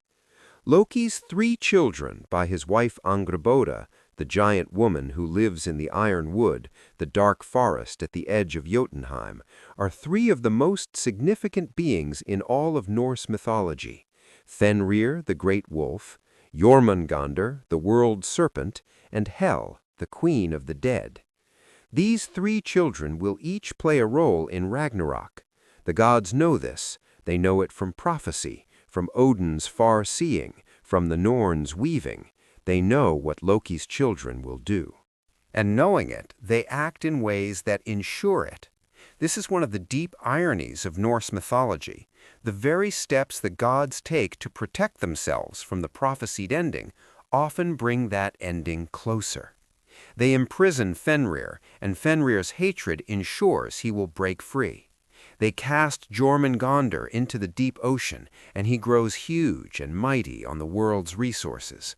They send Hel to rule the dead, and she rules them with cold competence and will one day send them marching. And Loki continues. He is changeable, but not in the way a traitor is changeable. He changes the way weather changes, because the conditions demand it, because that is his nature, because the world needs both stability and flux, both the order of the gods and the chaos of the shape-changer, to function. There will come a day, a terrible day, when Loki goes too far, when he says the unsayable at a feast, cuts too close to the truth about everyone present, names the shames that everyone has carefully not named, and there is no coming back from it. He will be bound, then, in a cave, with the binding made from his own son's entrails, a serpent dripping venom onto his face for ages, his wife Sigyn holding a bowl to catch the drops and tipping it to empty it, and in those moments of absence, the drops falling and the cave shaking and the world shuddering on the surface. Chapter 10. Freya, the goddess of love and war. There is a particular quality of light that appears sometimes in the late afternoon, when the sun is low and the air is clear, a golden light that makes everything it touches look slightly more real than it normally does, more present, more precisely itself. Stone walls look like they have been carved with more care than you noticed before. Leaves look greener, water looks deeper. People's faces look like the faces of people you have known and loved for a very long time. That quality of light is Freya. She is the goddess of many things, of love, yes, and of beauty, but also of war and of death, and of the magic called Seidr, and of desire in all its forms, the desire for beauty, for knowledge, for connection, for meaning, for the things we reach toward in the dark. She is the receiver of half the slain. Before a battle, she rides across the field and makes her choices, and those she chooses go to her great hall Sessrumnir in Folkvangr, the field of the people, and there they feast and rest and are at peace. She taught Odin Seidr. This is a significant thing to understand. The most powerful magic in the 9 worlds, the weaving of fate, the manipulation of possibility, the deep craft that can see the threads of what will be and sometimes alter them, was a Vanir skill that Freya brought to Asgard, and it was she who taught it to the Allfather himself. Odin is grateful. He does not always say so, but he is. There is knowledge in Freya that preceded the Aesir, that has roots deeper than Asgard's golden halls, that connects to the earth and the sea and the cycles of life, in ways that the sky gods were still learning to understand when she arrived. Her necklace, Brisingamen, is the most beautiful object in any world. It was made by 4 dwarves in Svartalfheim, 4 master craftsmen named Alfrig, Dvalin, Berling, and Grer. They worked for a long time on it, and the result was something that carries the weight of their craft in every link, a necklace of fire-warm gold set with stones that seem to hold their own light, that changes color as the light changes, that seems almost alive when she moves. Freya paid a significant price for it, 4 knights, one with each craftsman, a transaction that some tellings moralize over and others accept as simply what it was. Freya knows what she wants and pays for it directly, and does not pretend the transaction is something other than it is. She is not ashamed. She is also not proud. She simply is what she is, with the completeness of someone who has never needed external validation to understand her own worth. Freya weeps sometimes. She weeps for her husband, Od, who left. The stories don't make entirely clear why or where he went or whether he will return, and this ambiguity feels deliberately maintained, as if the point is not the resolution of the loss, but the fact of it. Freya is a goddess who knows absence, who knows the specific weight of loving someone who is not there, who has walked as a swallow across the 9 worlds looking for what she lost, and who found gold in every place her tears fell, which is why gold is sometimes called the tears of Freya. She has her chariot pulled by cats, 2 great gray Norwegian forest cats, patient and self-possessed as all cats are, and her battle-boar Hildisvini, and the falcon feather cloak that Loki borrowed, and the hall full of those she has chosen from the battlefield. She is beautiful in the way that the world is beautiful, comprehensively, in every direction, at every season, not the beauty of one moment or one angle or one kind of light, but the beauty that persists through changes, that is not diminished by sorrow, that is not challenged by complexity. She sits in her hall in Folkvanger, and the light there is always that late afternoon gold, and the guests at her table are at peace, and she moves among them with the ease of someone who has been receiving people at great cost and great love for a very long time, and has found in that service something that satisfies. Chapter 11. The Building of Asgard's Wall. In the early days of Asgard, when the halls were still being raised and the realms were still settling into their proper places and the gods were still discovering the full scope of what they had made, Asgard had no wall. The city of the gods sat open on its high plain, magnificent but unprotected, the rainbow bridge its only gate, and the gates of the bridge wide and undefended on the far side. This troubled the gods. Asgard was safe in ordinary times. What enemy could easily cross into the realm of the gods? But these were not ordinary times. The war with the Vanir had ended, but other threats existed. The frost giants of Jotunheim were ever restless, ever watchful, ever looking for an advantage. The walls of the divine city needed to be raised. One day, a stranger rode to the gates of Asgard on an enormous horse. He was large and heavily built, with the look of a stonemason about him, the kind of person who has spent a great deal of time in close communion with stone and has taken on something of its quality. He had a proposition. He would build a wall around Asgard. He would build a wall so high and so strong and so perfectly made that it would stand against any assault from any creature in any of the 9 worlds. Fire giants siege, frost giants assault, the rage of sea creatures, the cunning of Loki himself, nothing would breach this wall. In return, he wanted 3 things. He wanted the sun, he wanted the moon, he wanted Freya. The gods convened. The immediate response was refusal. These demands were outrageous, absurd, impossible. The sun and moon were essential to all the worlds. Freya was a goddess and not a commodity. No. But then Loki, who had been listening with his head slightly tilted, the way he listened when something was becoming interesting, made a suggestion. Counteroffer. What if they agreed to the stranger's terms, but added conditions? The wall had to be built in a single winter, from the first day of winter to the first day of summer, not a day more. And he could use no tools but his own hands and his horse. No tools, no helpers, one season. The gods looked at each other. Without tools, without assistance, in a single winter, it was impossible. The contractor could not complete it. They would get as much wall as he could manage in the time allowed, and they would owe him nothing because he would fail. The stranger agreed. He had one condition in return. He was allowed to use his horse.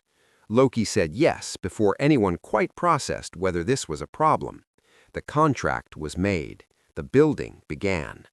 On the first day of winter, the stranger set to work, and the gods watched from the heights of Asgard, and what they saw made the watching uncomfortable. The horse was Svadilfari, and Svadilfari was not an ordinary horse. He was enormous, larger than any horse the gods had seen, larger than any horse the gods had imagined, with massive haunches and huge hooves, and a strength that seemed to come from somewhere other than muscle and bone. He hauled stones, boulders that would have taken 20 of the strongest men in Midgard to move, in loads that should have been impossible. He worked without complaint, without apparent fatigue, through the long, dark days of the northern winter, and the wall rose. It rose faster than the gods had anticipated, much faster. By the time 3 nights remained before the first day of summer, the wall was nearly complete. The gates alone remained, and those could be finished in 3 days without difficulty. The gods were in crisis. If the wall was completed, the contractor would claim his payment, the sun, the moon, and Freya. The sun and moon would be gone from all the worlds. Freya would be given to a giant, for the contractor was clearly a giant. They were now certain of it, though they had committed to the contract regardless. The loss of the sun would plunge Midgard into cold and darkness. The loss of the moon would disorder the tides and the seasons. The loss of Freya was simply inconceivable. They turned to Loki. It was Loki who had brokered the deal. It was Loki who had agreed, too hastily, to the horse. It was Loki who needed to find a solution. Loki looked at the situation. He looked at Svadilfari hauling the final stones toward the gates. He looked at the wall, nearly complete, solid and magnificent, and threateningly close to finished. He turned into a mare. A beautiful mare, young and spirited, appearing at the edge of the tree line just as Svadilfari hauled his last massive load toward the worksite. A mare who was, by all appearances, exactly the kind of company that a horse working very hard all winter long might find appealing. Svadilfari found this appealing. He bolted. The contractor shouted. He chased. He ran after his horse through the night and into the forest and across the high hills of Asgard and into the wild places beyond the wall. And the night passed, and the morning came, and with the morning came the first day of summer, and the gates were unfinished. The contract was void. The contractor, now fully revealed as a frost giant, his fury having dropped all pretense, turned on the gods with the full, terrible anger of someone who has been tricked, which is considerable when the someone is a very large frost giant. He grew and changed, and the air around him crackled with the cold fury of Jotunheim. Thor's hammer ended the matter. The wall stood, nearly complete, magnificent, better than anything the gods could have built themselves. It stands in Asgard still, in the old stories, high and pale and solid, the work of a craftsman who understood stone in the way that few beings in any world understand stone. And Loki, in time, returned. He returned not alone. The foal he brought with him was gray and had 8 legs, 1 extra pair, because some kinds of power are not available in standard configurations. This was Sleipnir, the greatest horse in any world, the horse that can carry its rider between the realms, that can gallop across the sea and the sky, and the bridge between life and death without stumbling. Odin's horse. Loki gave Sleipnir to Odin. Odin accepted, and the thing between them, the brotherhood, the oath, the complicated, unresolvable bond, held another day. The wall stood. Asgard was protected.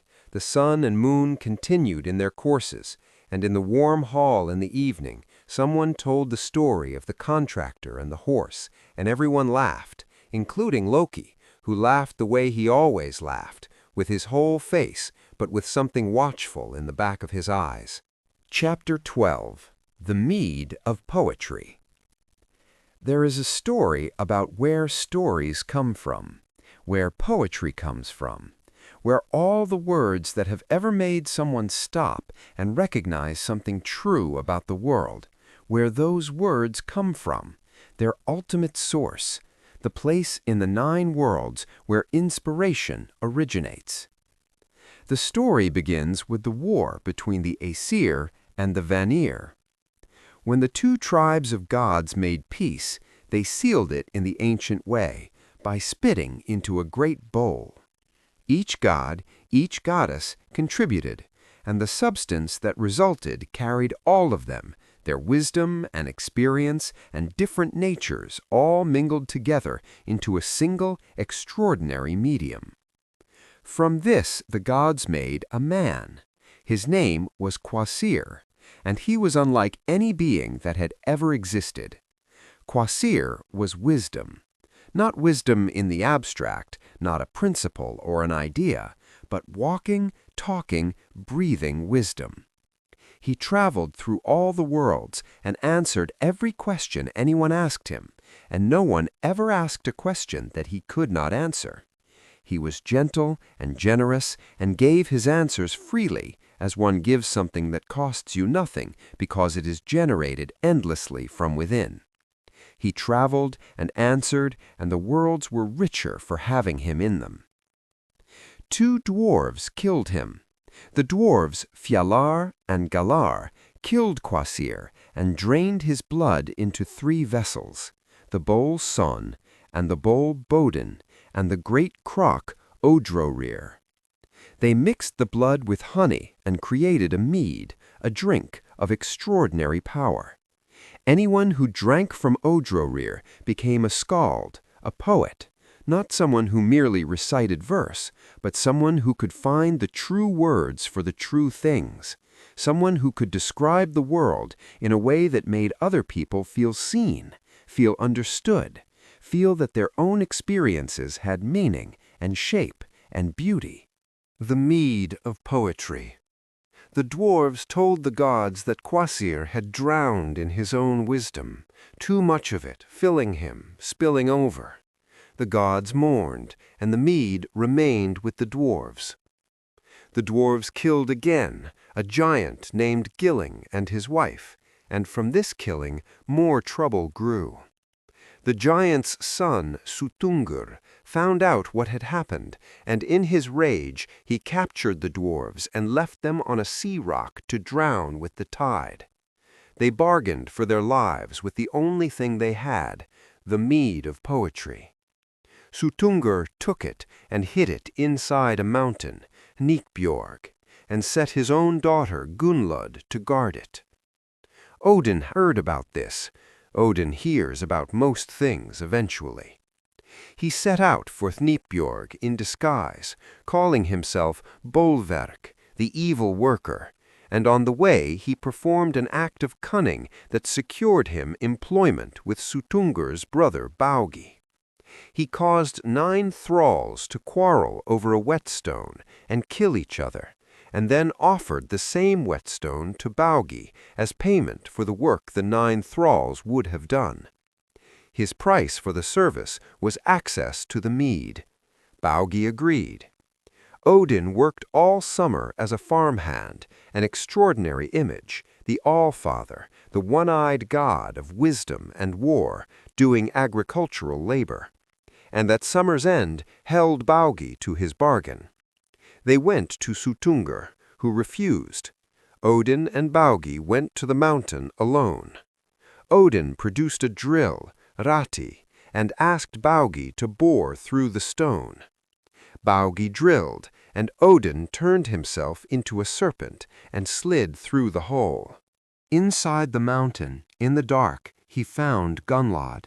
She was young and alone and had been guarding the mead for a very long time. She had been given no company, no news, no relief, only the great vats of mead and the darkness of the mountain and the weight of her duty. Odin stayed with her for 3 nights.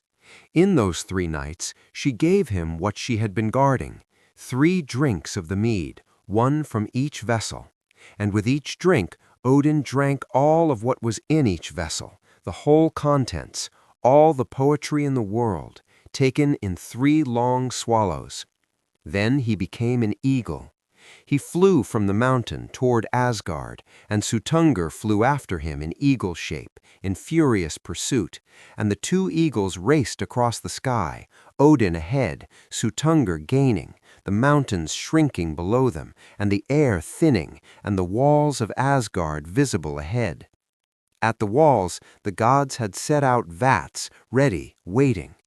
Odin reached them and disgorged the mead of poetry, the inspiration of all the skalds who would ever live, into the vats, and it was saved. But in his haste, some of it was spilled, not much, but some.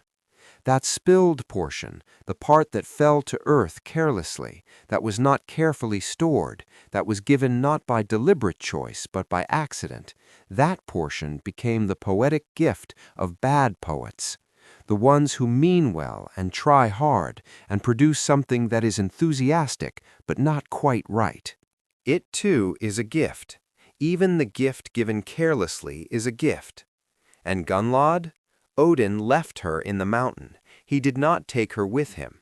And yet, in some accounts, later, distant accounts, Odin acknowledges that she gave him something freely that she did not have to give, and that this matters, and that he carries it. Chapter 13. The Norns and the Well of Urd. At the first root of Yggdrasil, the root that descends into Asgard, there is a well, the Well of Urd. Urd is one of the Norns, and her name means what has been, or fate, or simply that which is, the past, the already happened, the weight of everything that has led to this moment. She sits at the well with her sisters, Verdandi, whose name means what is becoming, or the present, the now, the moment in which you find yourself reading and breathing and being alive, and Skuld, whose name has been translated as what shall be, or debt, or the future's obligation, the thing that is owed. 3 sisters, 3 aspects of time. They sit at the well of Urd and they spin. The thread they spin is the thread of fate, and in their spinning they decide, or perhaps simply observe, or perhaps something in between deciding and observing that has no good word, the length and quality of every life in every realm. The thread is thick or thin, strong or frayed, bright or dark, long or cut short. It contains everything: health and sickness, prosperity and loss, love and loneliness, glory and obscurity, the kind of death that comes too soon, and the kind that comes when everything has been used up and the person is ready. They do not explain themselves. They do not accept petitions. They spin. The well of Urd beside them contains water from a source so ancient and deep that no one alive knows what is at its bottom. The Norns draw from it every day and use it to water the roots of Yggdrasil, carrying the water up from the well and pouring it at the base of the great tree, keeping it alive, keeping it growing, keeping the axis of existence healthy. Without their tending, the world tree would decline, and the worlds would shake, and everything connected to everything would gradually come undone. The white clay from the edges of the well they spread on the roots, keeping them pure, keeping them protected, every day, without fail, without recognition, without thanks.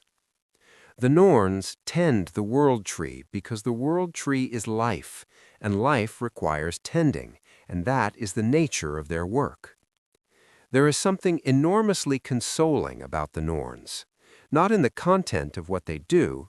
Knowing that your fate is being spun by three sisters beside a well in the roots of the world tree is not immediately comforting, but in the form of it, the regularity, the consistency, the fact that someone is paying attention to the thread of your life, that it has not been simply left to unravel, that even in the deepest uncertainty there is an order underlying things that has been there since the beginning and will be there long after the last story is told. The Norns are not kind in the way that a friend is kind. They do not show preference. They do not grant wishes. But they are faithful, in the oldest sense of that word. They do what they do without deviation, without corruption, without rest. Chapter 14. The Valkyries, Choosers of the Slain. When the ravens report to Odin and the Norns spin the threads of fate, there are others, between the decision and the thread, between what is and what was, who carry the work of both between the worlds. The Valkyries, choosers of the slain. They ride across the sky in armor that gleams like lightning, their horses sure-footed on clouds and wind and the high air of the upper realms. They are 12 in some tellings, 15 in others. Names like Gondel and Skogul and Sigdrifa and Brynhildr, each name a small poem of battle and the chosen.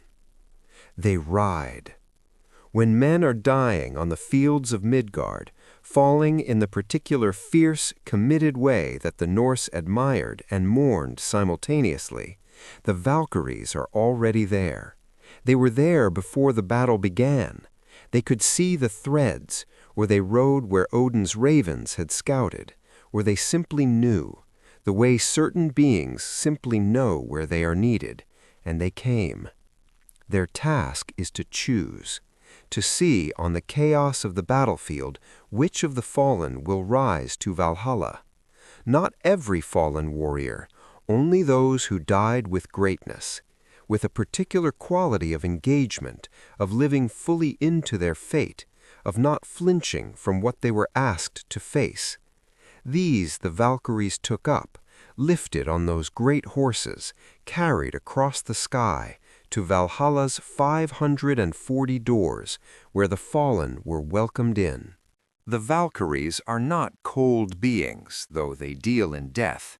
They serve mead at the tables of Valhalla, not as servants, but as hosts, as the welcoming face of the hall, as the ones who carry the cup from god to warrior and back again. They are present at the beginning and at the feast that follows, and there is continuity in this. They who brought the warrior to the hall are the ones who pour the first drink. They are not easily described in single qualities. Some of the Valkyrie figures in the old stories are deeply individual.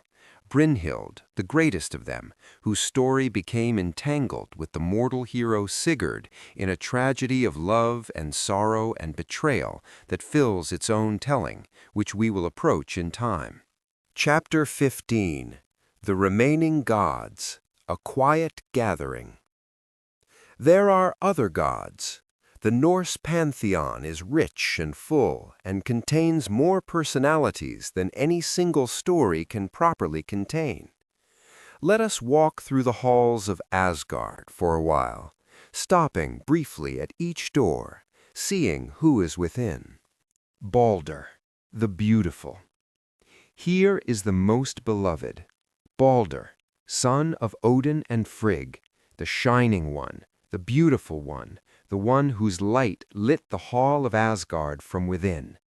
He was not merely conventionally handsome, he was radiant in a way that had nothing to do with appearance. He was the beauty of something wholly good, wholly kind, wholly without shadow. When Balder walked into a room, the light seemed to shift. He had a wife he loved, a son he adored, a life of straightforward happiness that made everyone around him feel that happiness was possible, attainable, a real condition rather than a temporary lapse in suffering. He began to have dreams, dark dreams, troubling dreams that he could not quite name, that left him waking with the sense of something approaching. The gods, who took dreams seriously, were troubled. Frigg, his mother, Odin's wife, the mistress of magic and foresight, traveled through all the 9 worlds and extracted an oath from every substance, every creature, every thing that existed that they would never harm Balder. Stone, metal, earth, fire, water, poison, disease, every creature with teeth or claws, every growing thing, every made thing, they all swore. There was one exception, mistletoe. Young, small, growing on the branch of an oak, Frigg looked at it and thought it too young, too small, too harmless to bother with. She did not ask it to swear. Loki found out about this.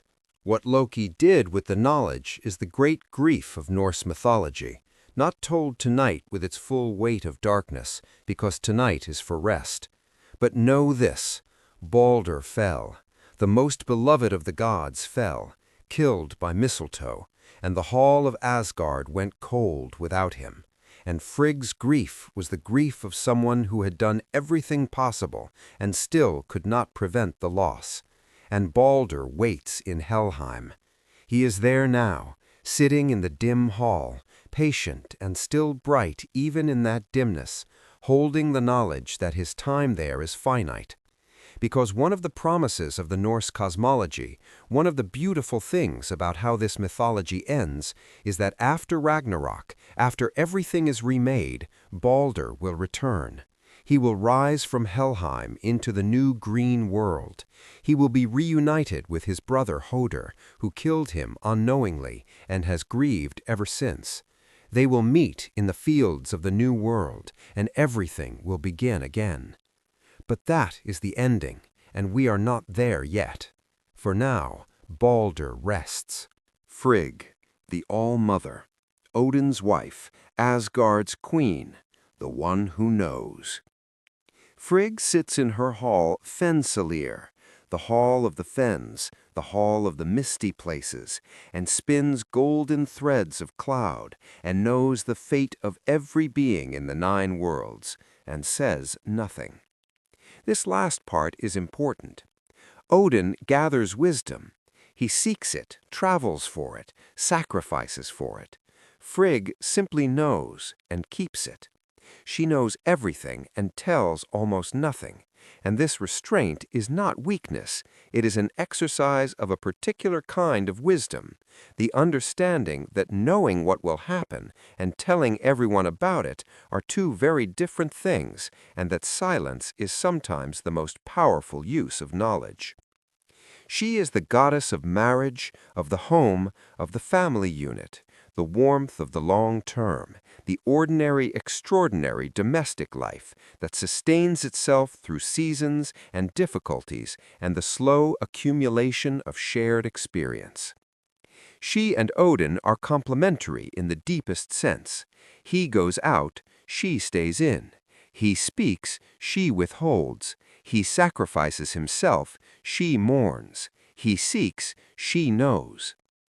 When Baldur died, her grief was immeasurable, and yet she moved through it, and yet she continued. Tyr, the one-handed justice. Courage, the willingness to pay the full price of what you believe. Tyr is the god of law and justice and single combat, and he has one hand because he gave the other for the binding of Fenrir.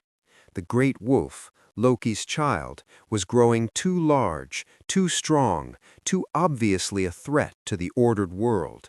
The gods tried to bind him twice with ordinary chains. Twice he snapped them.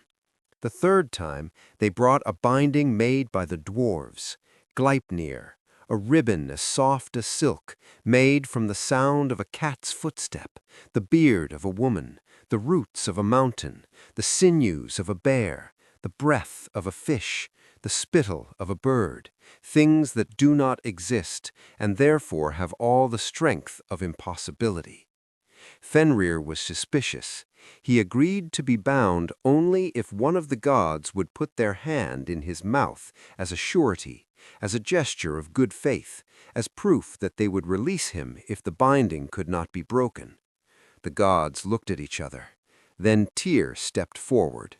He put his hand in Fenrir's mouth. The wolf was bound.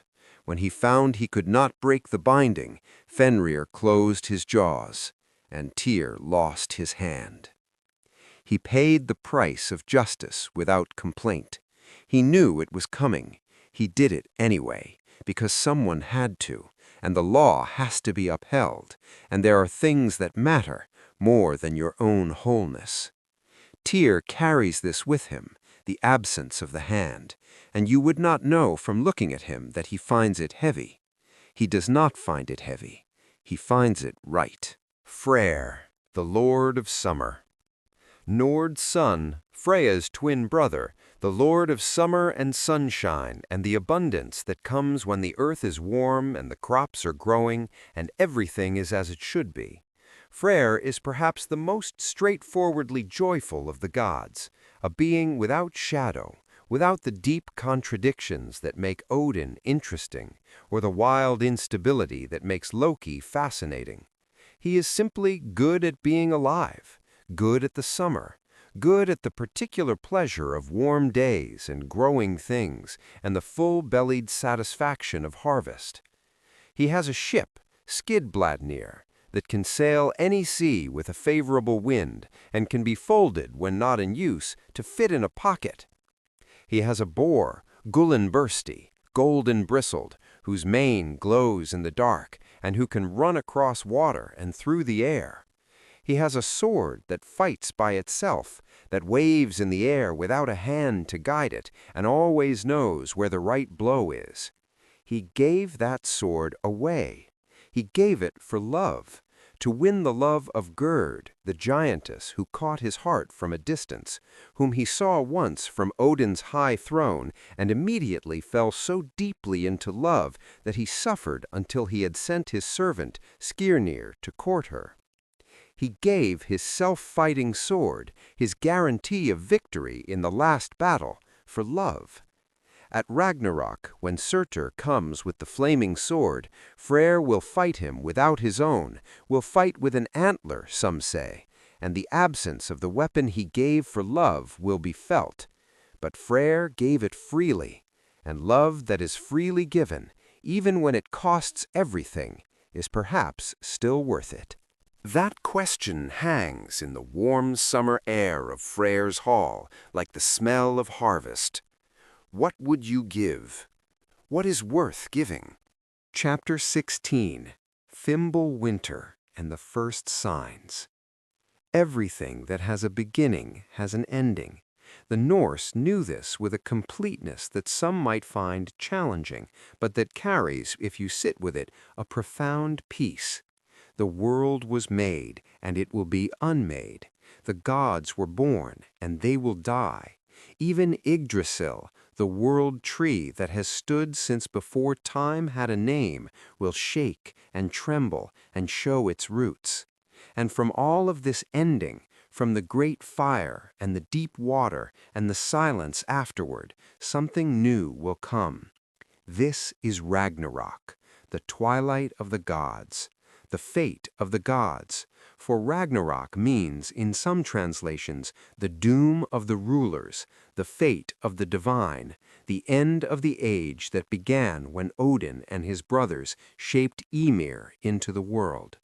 It is not a punishment, it is not a failure, it is a cycle completing itself, the way autumn completes summer, the way night completes day. But before Ragnarök, the signs. First comes Fimbulwinter. 3 winters in a row, without a summer between them. Picture this, the winter that comes and does not end. The first year, the snow falls in the usual time, and the world grows cold and still, and there is the usual patience of it, the fires lit, the food preserved, the long nights endured. But then summer does not come. The days lengthen, but the warmth does not follow. The snow remains, the ice creeps further south, and the rivers that should run with snowmelt instead stay frozen. A second winter begins, and then a third. 3 years of cold. 3 years of shortening food stores and frozen fields and animals that cannot find forage. 3 years of the world growing harder and more desperate, of the warmth at the center of things, the warmth that Freyr embodies, that Freya's light represents, that the sun in her chariot usually brings, retreating, dwindling, becoming something almost theoretical. In those 3 winters, the social bonds that hold the world together begin to fray. Brother will turn against brother, the old stories say, father against son. The bonds of family and alliance and loyalty that make Midgard livable will weaken, and the world will become colder in its human relationships as well as in its weather. This is not the end. This is the approach to the end. Watch for the signs. Skoll, who has been chasing the sun since the beginning, grows bold in the endless winter. He gains, he closes the distance that has kept him behind the sun's chariot since time began. And one morning that is like no other morning, he closes his jaws on the sun. The sun goes dark. And Hati, who has been chasing the moon, does the same. The moon goes dark.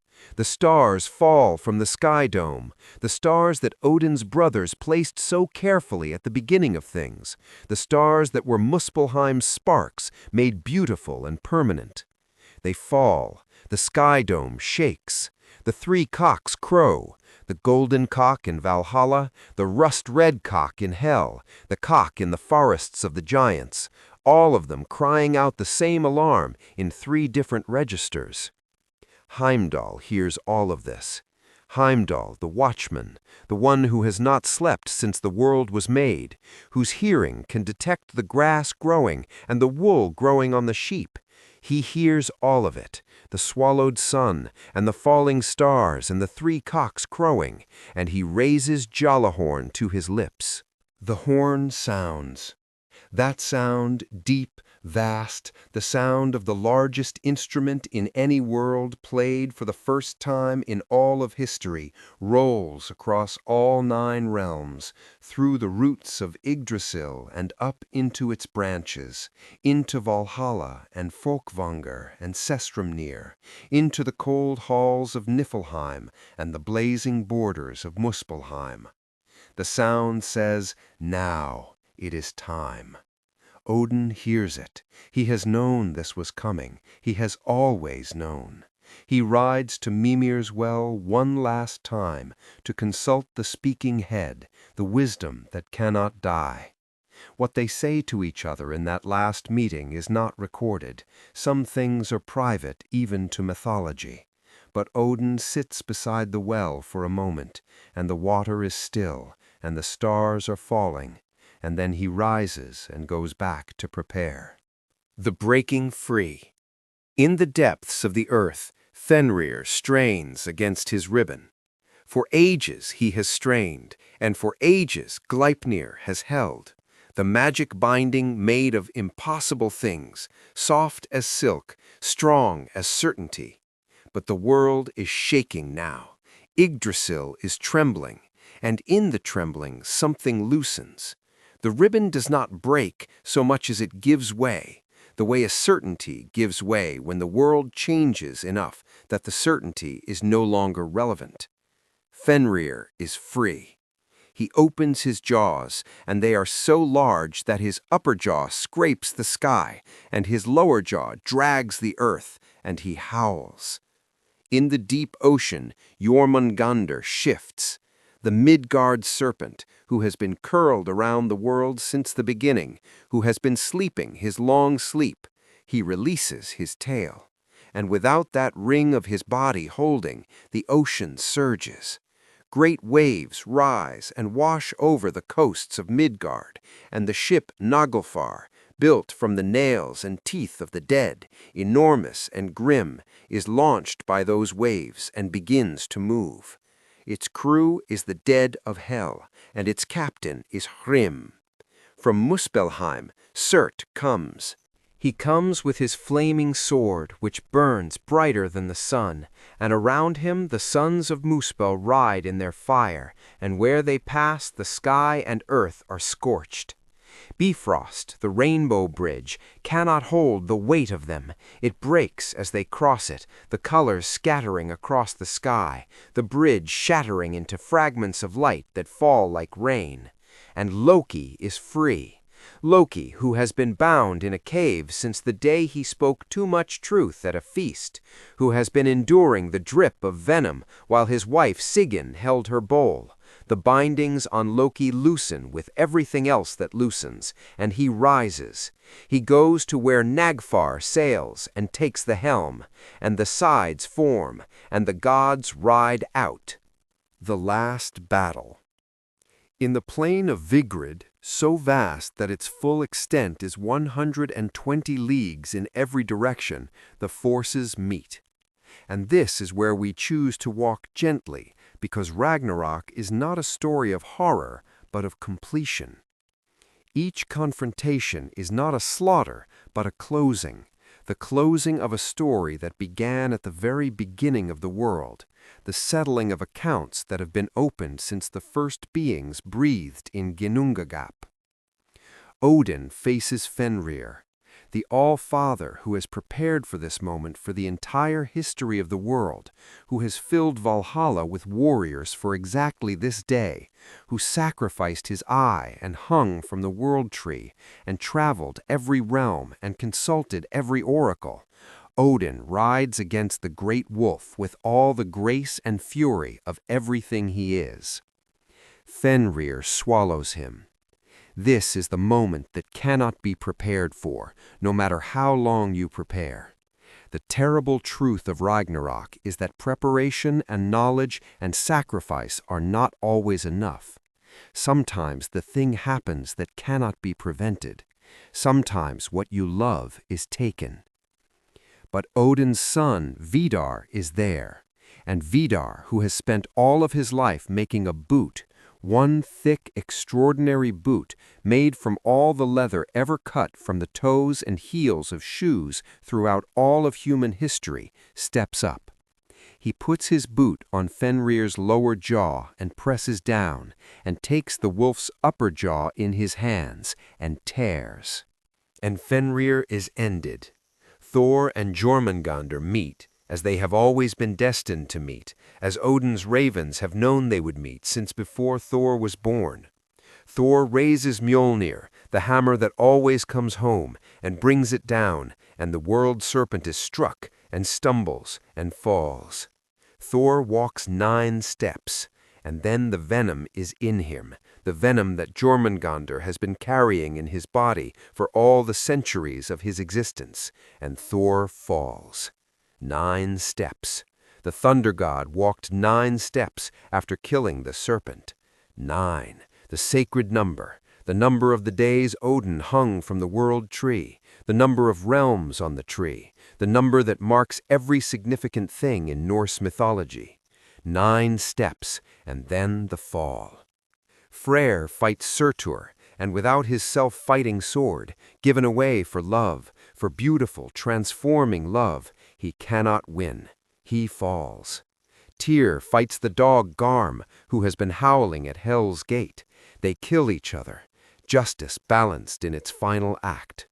Loki and Heimdall fight, the one who watched and the one who was watched, the guardian and the shape-changer. They kill each other too. The last trick, the last watch, both ended together. And Surtur raises his sword, and the fire comes, the fire that has been burning in Muspelheim since before the world was made, the fire that was there in Ginnungagap, the fire that forged the sparks that became the stars. This fire spreads now, over everything, over Midgard and Asgard and Jotunheim, over the great plains and the high mountains and the forests and the fields. Everything burns. Everything burns. The sky burns and falls. The earth sinks into the sea. The sea rushes over everything. And then there is silence. And then there is dark. And then there is nothing. For a moment, just a moment, rest in that darkness. It is not frightening. It is the darkness before the first light, the void before the making. Ginnungagap again, but different, not empty of what might be, but full of what was, full of every story, every life, every moment of love and grief and laughter that has ever happened in the 9 worlds. Everything is in the silence. Everything is waiting. And then, something stirs. Chapter 17. The New World. Rebirth. The earth rises from the sea. It rises slowly, the way anything emerges after a long rest, unhurried, reluctant, still carrying the warmth of where it has been. The surface of the water breaks, and there is stone, and the stone breaks the surface, and above the stone there is air, and in the air there is light. New light, not the old sun. That chariot is gone, but from the ash of the old sun, from the ember of it, a daughter was born before the ending. Soul's daughter, hidden away, kept safe, and now she rises into the new sky, and there is light, pure and clean, and without the shadows of the old world, without the weight of ages, without the knowledge of what came before. The light falls on a new land, and the land is green. Not the deep, ancient green of old forests, not yet. The green of new things, the first grass, tentative and soft, pushing through the washed stone. The first shoots of what will become trees, still slender, still uncertain of their height.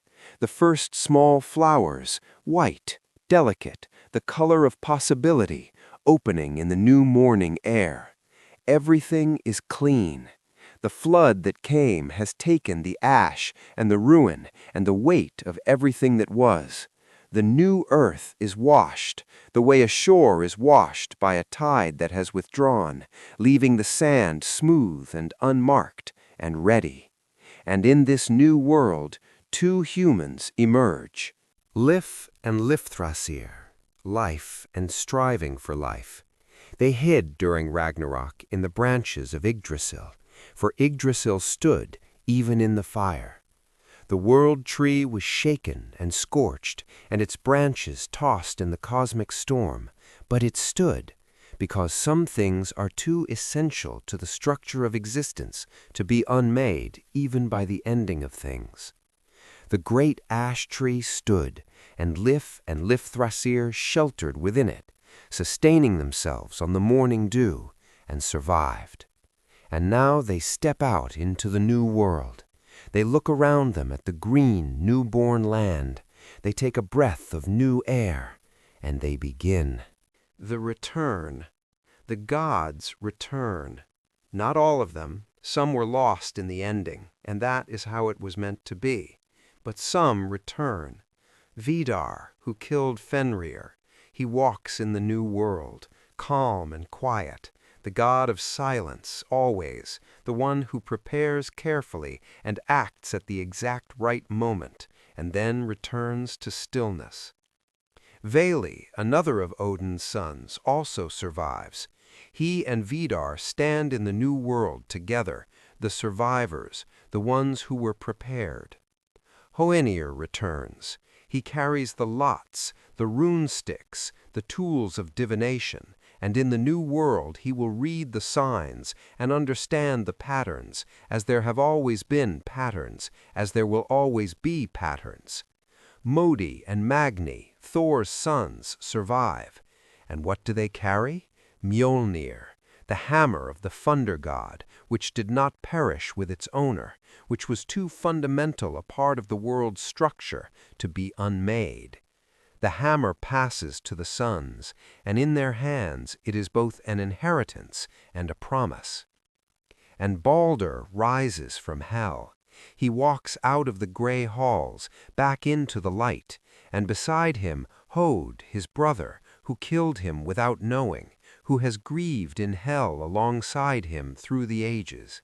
They look at each other in the light of the new sun, and whatever needed to be forgiven is forgiven, and they are together again in the green world. They meet in the fields.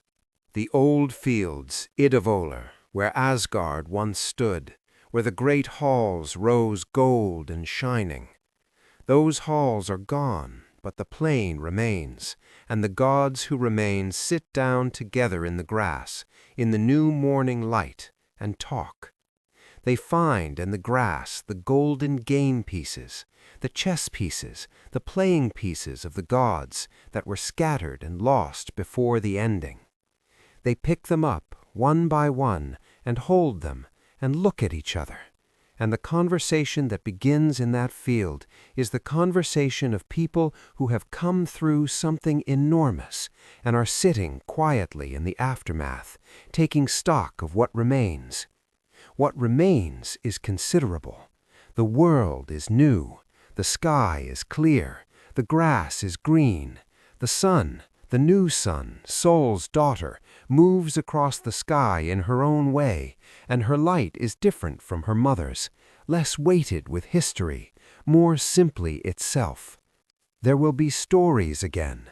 There will be feasting and music, and the particular warmth of being together in a hall when outside it is cold. There will be love. The gods who survive will love each other, and the two humans in the new world will love each other, and their children will love each other, and the world will fill with love the way it fills with green, steadily, inevitably, from every available surface. There will be new gods in time.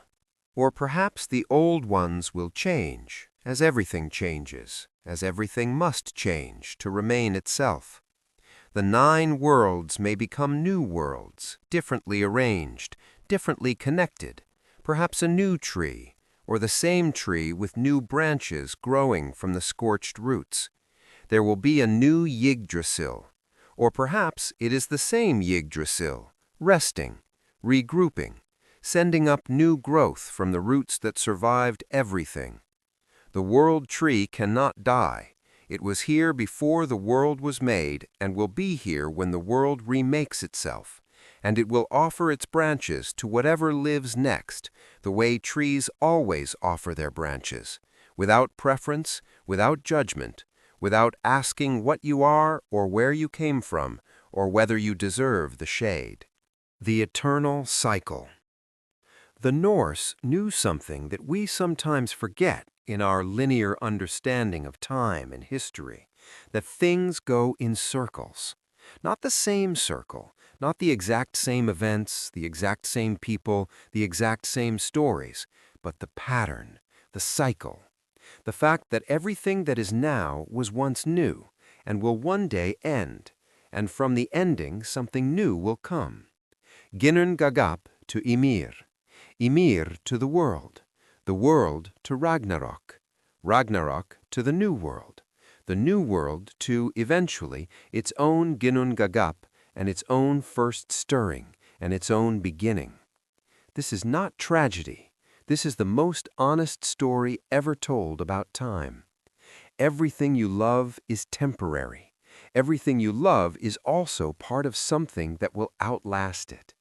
The wave rises and falls, and the ocean remains. The flame burns and goes out, and the light it gave is still given. It has already changed the things it illuminated, already warmed the hands that held it near. The story ends, and the words remain, and whoever heard them is different for having heard them. You are different. You are sitting, lying, breathing, resting, with the entire history of the Norse cosmos moving through your imagination, from the void before the first beginning to the green field where Balder and Hodor met again in the new sun's light. You have traveled 9 realms. You have rested at the well of Urd. You have sat in the shade of Yggdrasil.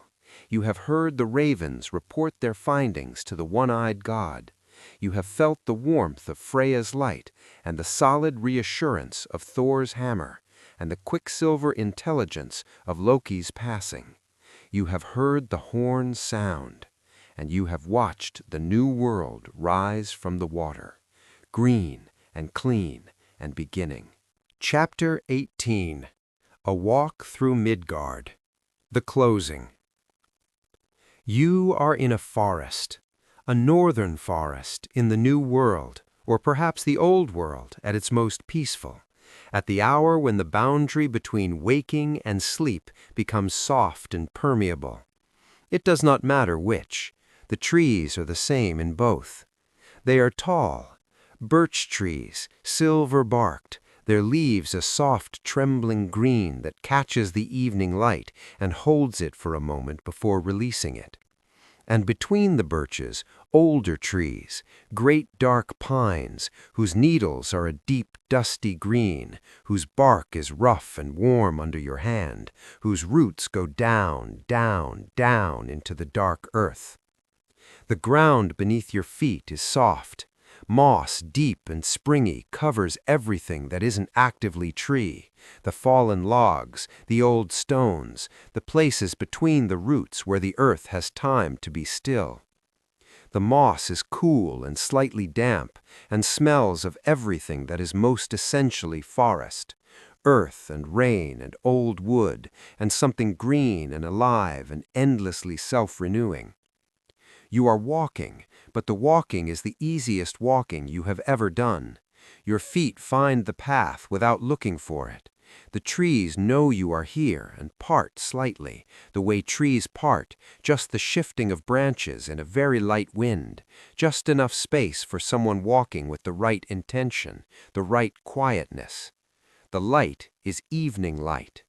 The sun, Sol's daughter, the new sun, is low in the sky, and the light comes through the trees at a long golden angle, catching the dust and the pollen and the floating seeds that drift through the forest air like slow snow. Each shaft of light is thick with these small floating things, drifting down through the air so slowly that they seem to be suspended rather than falling. There is no hurry in this forest. There has never been any hurry in this forest. The trees have been here for a very long time. They will be here for a very long time after. You sit down. There is a perfect place to sit.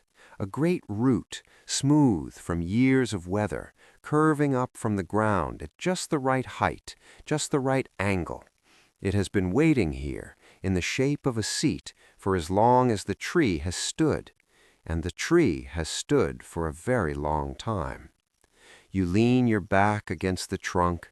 The bark is warm, warmer than you expected, warm the way old wood is warm, the warmth of something that has been absorbing sunlight for decades and stored it all up inside, releasing it slowly, steadily into the evening air. You close your eyes. The sounds of the forest are all around you. The wind in the high branches, a sound like breathing, like the slowest, deepest breathing, the breathing of something very large and very calm and entirely unconcerned with anything you have ever been worried about. A bird somewhere above you, repeating the same 3 notes in a slow, unhurried sequence. The sound of water. There's a stream nearby. You can hear it without seeing it. The sound of water moving over stones, the particular sound of shallow, clear, cold water finding its path, patient and inevitable, between the pebbles and the roots and the soft edges of the bank. The water has been finding this path for a very long time. It will continue finding this path for a very long time. The stream does not hurry either. Your breathing slows. The weight of your body pressing into the root, pressing into the ground. Let it be felt. You are heavy, and the earth holds you, and the root holds you, and the warmth of the tree is behind you, and the evening air is soft around you. The light is changing. The golden evening light is becoming something cooler, softer, the particular blue of a clear northern evening in the hour before dark. The birch tree's silver bark catches this blue light and holds it, glowing softly in the dimness like something lit from within. The first star appears, just one at first, low in the eastern sky, above the tree line, small and clear and steady. Not yet the stars of the great constellations, not yet the dense bright dust of the sky on a truly clear night. Just one, the first, then another, then another. The sky darkens by degrees, so slowly that each degree is imperceptible until you notice suddenly that the sky is now deep blue where it was pale blue, that the stars are now many where they were few, that the forest around you has settled into its nighttime self, darker, quieter, more interior. You are still leaning against the tree. The warmth of the bark is still there, steady, unchanged by the coming of night. The stream is still speaking, the same words it has always spoken, the conversation it has been having with the stones since the very beginning of water. The bird has stopped its 3 notes. The birds of this forest sleep now, and the large breathing of the wind in the high branches continues, continues, continues. The slowest breath in all the worlds, the breath of Yggdrasil itself, the world tree whose roots go down into everything, and whose branches hold everything, and whose breath is the wind that moves through every forest in every realm. You are part of this forest. You have always been part of this forest. Your breath, rising and falling, matches itself to the rhythm of the wind in the branches, slowly, naturally, without effort, in, out, in, out. The great tree breathing, and you breathing, and the stream speaking, and the stars turning above the canopy. Everything turning, everything moving, slowly, peacefully, without urgency, without end. The moss beneath you smells of deep earth and old rain. The air above you is cold and clean, and smells of pine, and the particular sweetness of new growth, of spring that has come after a long winter and is not quite finished arriving yet, still new, still tender, still surprised to find itself here. The first owl calls. Far away across the forest, a soft sound, not the sharp hoot you might expect, but the low, questioning call an owl settling into its nighttime self, orienting itself in the dark, speaking to the forest around it. Are you there? Are you there? And the forest answering in the only way forests answer, with silence that is not empty, with the sound of the stream, with the wind in the branches, with the settling of the great dark trees into their own deep quiet. You are there. You are here. You are in the forest in Midgard, leaning against a tree, breathing in time with the wind, watching the stars appear one by one above the canopy. And the stories are all around you. They are not finished. They are never finished. They cycle. They return. They rest in the winter and rise again in the spring, and every telling is slightly different, and every listener brings something new to what is old, and the old stories hold the new understanding and are enlarged by it. The stories are in the trees. The stories are in the stars that were once Muspelheim's sparks. The stories are in the stream, which has been telling the same story since the first rivers ran from the mountains to the sea at the very beginning of the world. You are in the stories. You have always been in the stories. The thread of your life is one of the threads the Norns spin at the Well of Erd, and it is woven into the great fabric of what is and what was and what will be, and the fabric holds, and the well is full, and the roots of the world tree are tended every morning. Everything is tended, everything is held, everything is connected to everything through the body of the great tree, through the mycelium of the forest floor, through the water that moves between the roots and the leaves and the clouds and the rain and the ground, always moving, always returning, always the same water that has been here since Ymir's blood became the seas. You are here. You are held. You are part of the great fabric, and you are very, very tired.